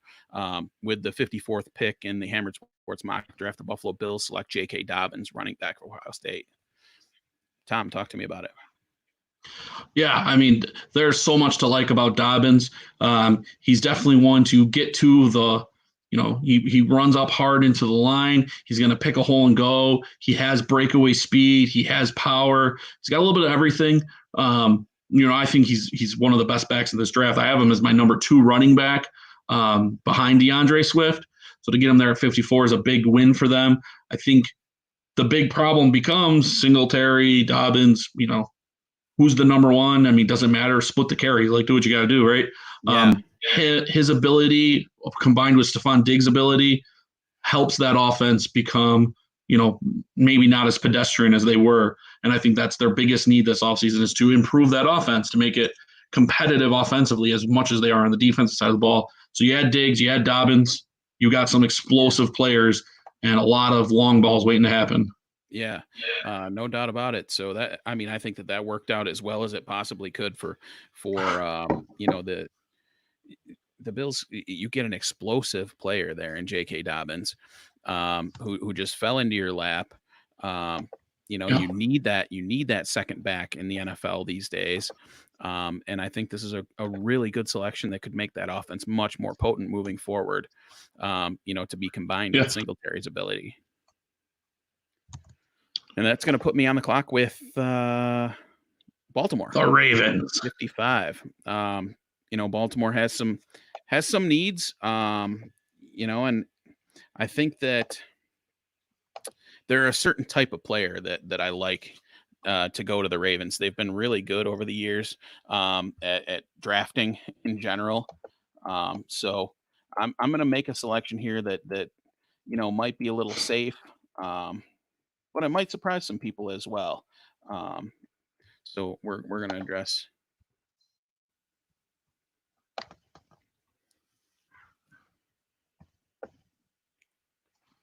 And the pick is in, Tom. The pick is in, and the Ravens are going to select Raekwon Davis, interior defensive lineman, Alabama. What do you see there, Kev? Raekwon Davis shows some versatility there. And coming from a well-coached program like Alabama, he adds more to that front that's already pretty strong. But I think you can never have enough guys there. I think this was a true value fit for me in this spot. I don't feel like it's a team with a lot of holes. So when they can find somebody who they're confident in, that's well coached and understands what to do and can add depth to a unit that could use the depth, I think it's a really good fit now. And once again, the Miami Dolphins are on the clock. I actually love this pick for Miami, which is annoying to me, but I think he helps where you're going and kind of speeds up some of that process here. Yeah, it's an interesting spot for Miami. They've been able to address a lot so far in our mock, and with this selection, Miami Dolphins in the mock draft select Lloyd Cushenberry, interior offensive lineman for LSU. Love this pick, Tom. He's my second rated center on the board. Yeah, and he's very good. He gives you, again, that flexibility to play center or guard. For the Dolphins, they definitely need help on the O-line as they rebuild and kind of build around their new weapons of Tua, and they had Josh Jones, and then they had where am I? They added DeAndre Swift. They ended DeAndre Swift to the offense. Yeah, Delpit, but they ended DeAndre Swift to the offensive side of the ball. So to keep building on that offense, getting somebody like Cushenberry who can either play at center or play at guard, either way, he's going to upgrade you somewhere. Another guy who has big game chops, playing in SEC, winning a national title. So upgrading the interior of the O-line after upgrading the O tackles is a good spot for them. Yeah, that feels really good to me. I'll tell you what, in that situation, if things fall that way and Cushenberry's still there at this spot and you can address that interior offensive line need, you've already addressed tackle, quarterback, running back, safety. I mean, you've filled a ton of needs already. Sure. And I would feel great about the way that this draft fell. Should it have actually come down this way. So I'm now on the clock with the Rams. So and this will be interesting because the Rams only had that one pick so far, and you addressed the edge. So yes. now it's time for them to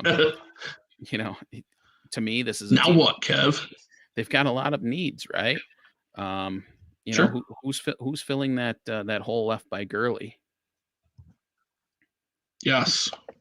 Yeah, and there's somebody who I think is on the board who could do that. Yeah, and I think that's the direction that I'm going to go. I'm not sure that it's the same guy that you would select, but I'm going to try to fill that hole right here. I think linebacker is a need for them as well. But again, when you're trying to match your board, sometimes it doesn't work like that. So we'll see what your pick is. I think running back, I think linebacker, and it is the guy I thought. Cam Akers, running back, Florida State. Yeah. For the Rams, I think that's a perfect kind of running back for them in their offense. Yeah, and I think that it was a really good fit for balancing need with a really talented player that's still on the board late in the second round. Yeah, absolutely. When you look at Gurley and when the Rams were great, catching the ball, he was running the ball, and I think Akers can do both those things for you with some explosiveness as well. So, Yeah, absolutely. So you're on the clock now, all Tom. What right. do you like? I had a pick for the Vikings again. Seems like I keep doing this. Back in So we Minnesota. had the Vikings take Arnett at corner. Yeah, Epinesa at edge. So they already addressed two of those, corner and edge. Let's see if maybe they can actually get a wide receiver. Let's see what else is out there for them. And I do like one here.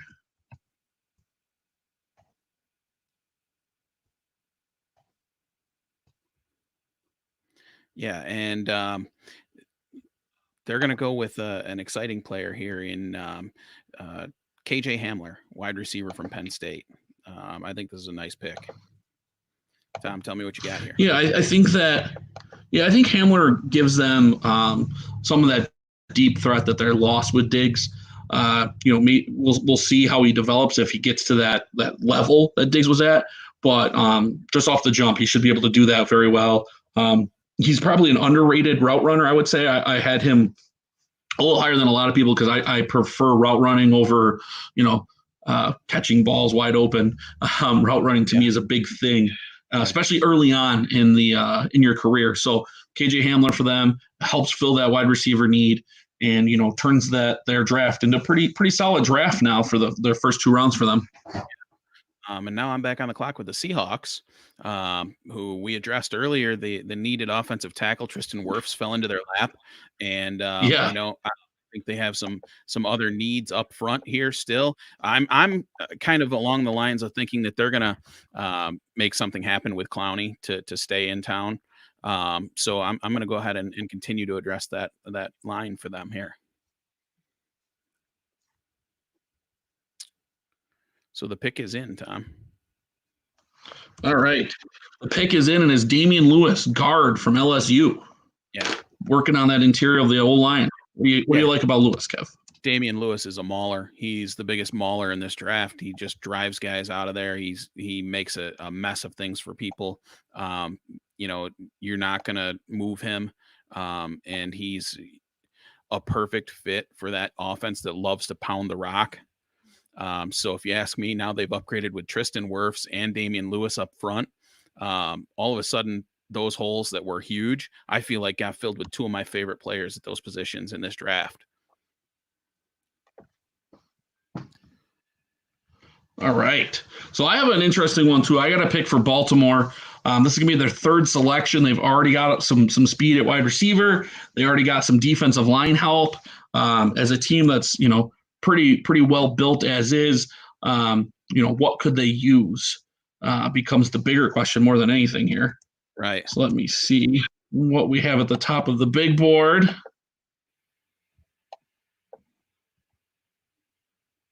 think I got one that fits, again, their style of play as well. Yeah. And the pick is in with Malik Harrison, linebacker from Ohio State. Tell me about him, Tom. Yeah, so Malik Harrison, couple years at Ohio State. Ohio State's known for defense, stopping the run, getting after the quarterback. He's shown to be available at pass defense, getting out in the flat, gobbling guys up, blew up a few screen passes.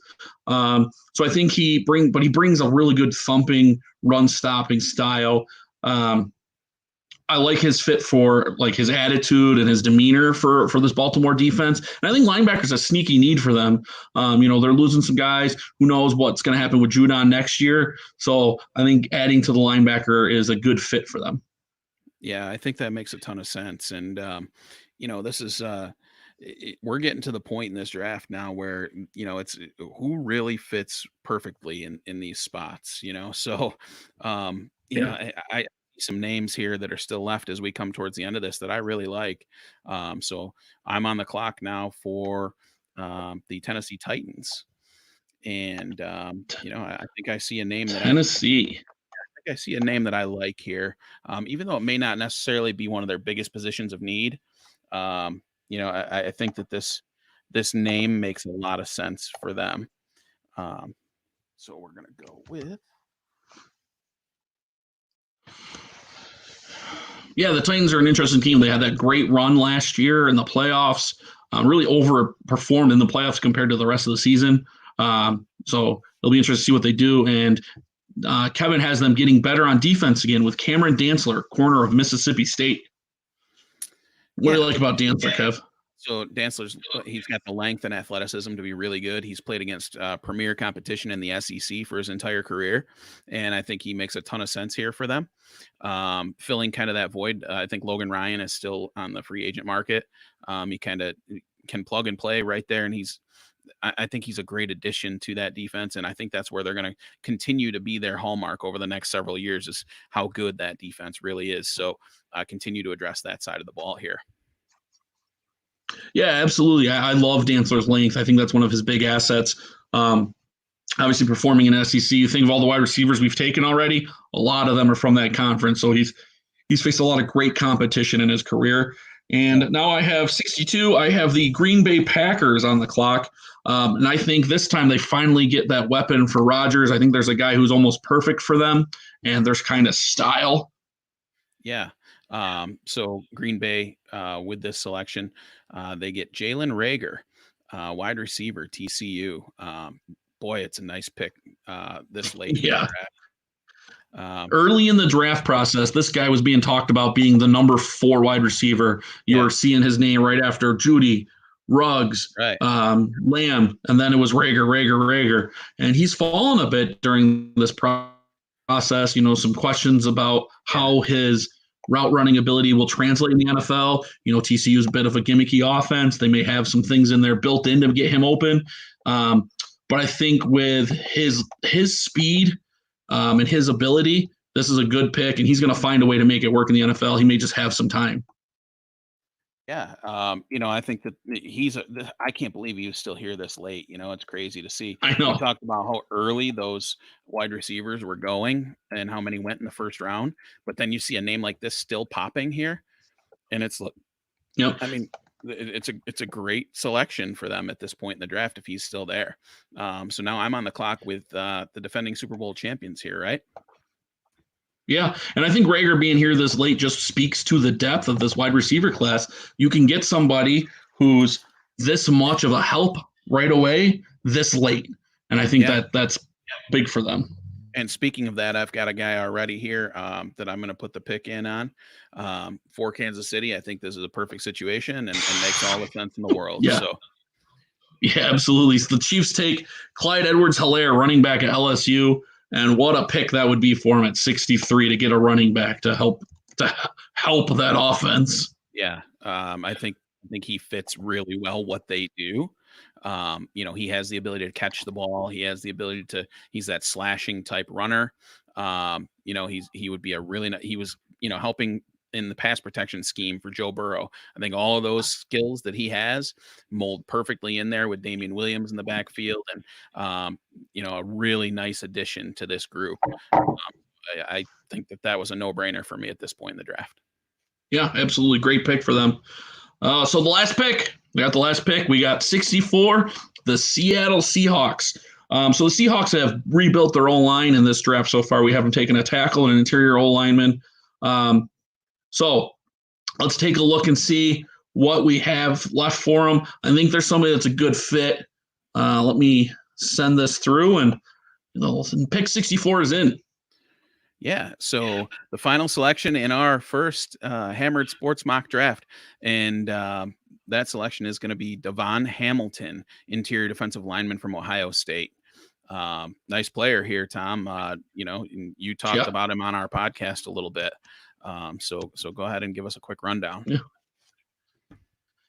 Yeah, I'm high on Hamilton. I think that a couple things. For Seattle, it makes a lot of sense. He's the best player I have on my board right now. And he's also maybe Clowney insurance. They go and address the O-line, and you're still trying to see if Clowney comes back. Well, now they have this guy. If Clowney comes back, great. Now you have a couple of great defensive linemen to put up the middle there. If not, okay, we're working in another direction already. Now we just need to get an edge guy maybe next year, and we'll figure it out from there. But Hamilton is a beast up the middle. Well, the thing that sold me on him the most was the respect he got from other teams. Chase Young went number 2 in this draft, and Devon Hamilton was double teamed all the time. So if you're seeing other teams, other coaches scheme to him, that is respect, and that is respect from people who obviously know what they're doing. And to still have production being double teamed and to be able to hold up against double teams, that's not an easy process. And he's able to do both of those and really give Seattle another piece to that defense. Yeah, absolutely. Hey, thanks, Nick. We appreciate it. This was a lot of fun for us. Nick says, "Nice work, gentlemen." We really enjoyed it. Absolutely. It was a lot of work, a lot of time, a lot of fun. But let's take a quick second and talk about some of the players that didn't get selected in the first 2 rounds, and some of the names that you might think of here.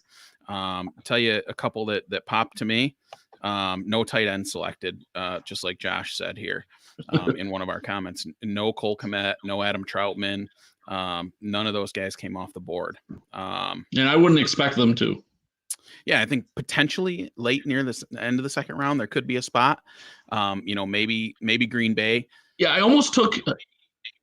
Yep, I was gonna say I almost took him at 62 with Green Bay because I think tight end is a need for them. But with Rager out there, I mean, the impact a wide receiver has versus the impact a tight end has in today's NFL, a lot better. Yeah, and some of the other names that I saw here, Julian Aquara did not come off the board as an edge rusher. That's another one that would have made sense there to Seattle late.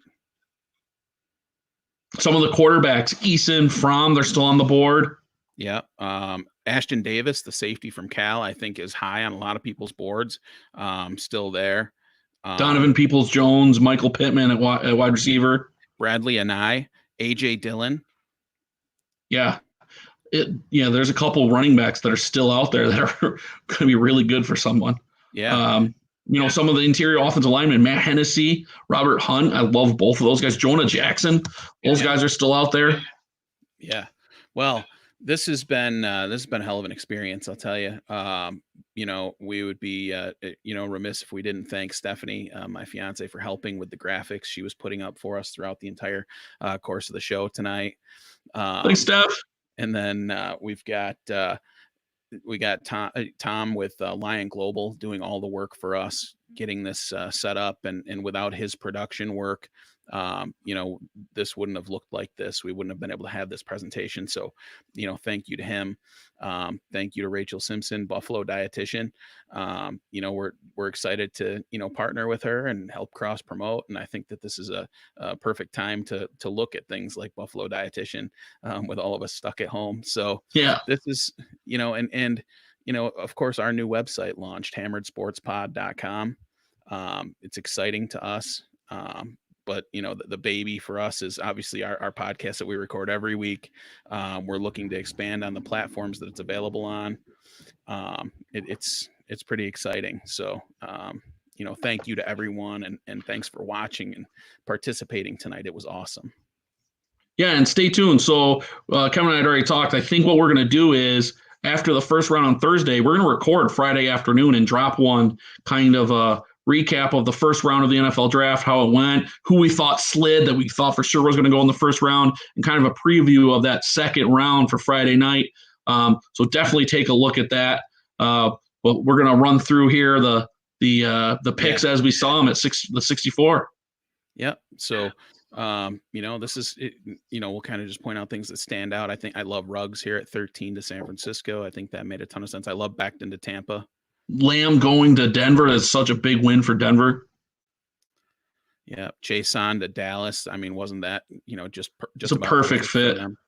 And Blacklock is going to be somebody that they love in Jacksonville. Doug Marrone's going to love him. Christian Fulton staying right near home in New Orleans. Yeah. My favorite, Tristan Wirfs to Seattle at 27. If somebody that good falls that far, it would be just absolutely crazy for them. Marie's going. Yeah, go ahead. Gross Matos, a perfect fit there in Tennessee. Indianapolis getting love in the second round. Bond is, I mean, if you get Detroit, they have Okudah and Bond added to that defense. That's a lot of versatility and weaponry on the defensive side of the ball. Yeah, first running back off the board at 39 to Miami. I kind of like Winfield again going to Jacksonville. Wow. Yeah. I kind of like Trayvon Diggs going to Cleveland there for some reason. That just feels like a good fit. Jonathan Taylor to Tampa. Yeah, Niang going to at 46 to Denver. Yeah. T. Higgins and J.K. Dobbins, those two picks stand out a ton on that sheet right there. Yeah, and I think Uche is a good fit for the Rams. Right. They're going to play with the lead a lot, so it'll be nice to get after the QB. Yeah. And then, how about getting Jalen Reagor and Clyde Edwards-Helaire, 2 out of the last 3 picks? Yeah. Just crazy good. So, Edwards-Helaire almost is not fair going to Kansas City. I know. All right, guys. Hey, that's a wrap. Please check out hammeredsportspod.com. We're going to put up the results of our draft on hammeredsportspod.com so you can all view it. If you liked what you saw, again, make sure that you like and share this stuff with everyone. Thanks to everyone. I was going to say, on the website, you can set it up so when it gives you an alert anytime we drop a new podcast. So if you like what you hear, make sure you go to the website and sign up for that. So anytime we drop a new podcast, you get the alert and can follow along with us. Yeah. Hey, thanks everybody for tuning in. This has been a great time, and stick with us, guys. We're just getting started here with hammeredsportspod.com. Take care, everyone. Everybody.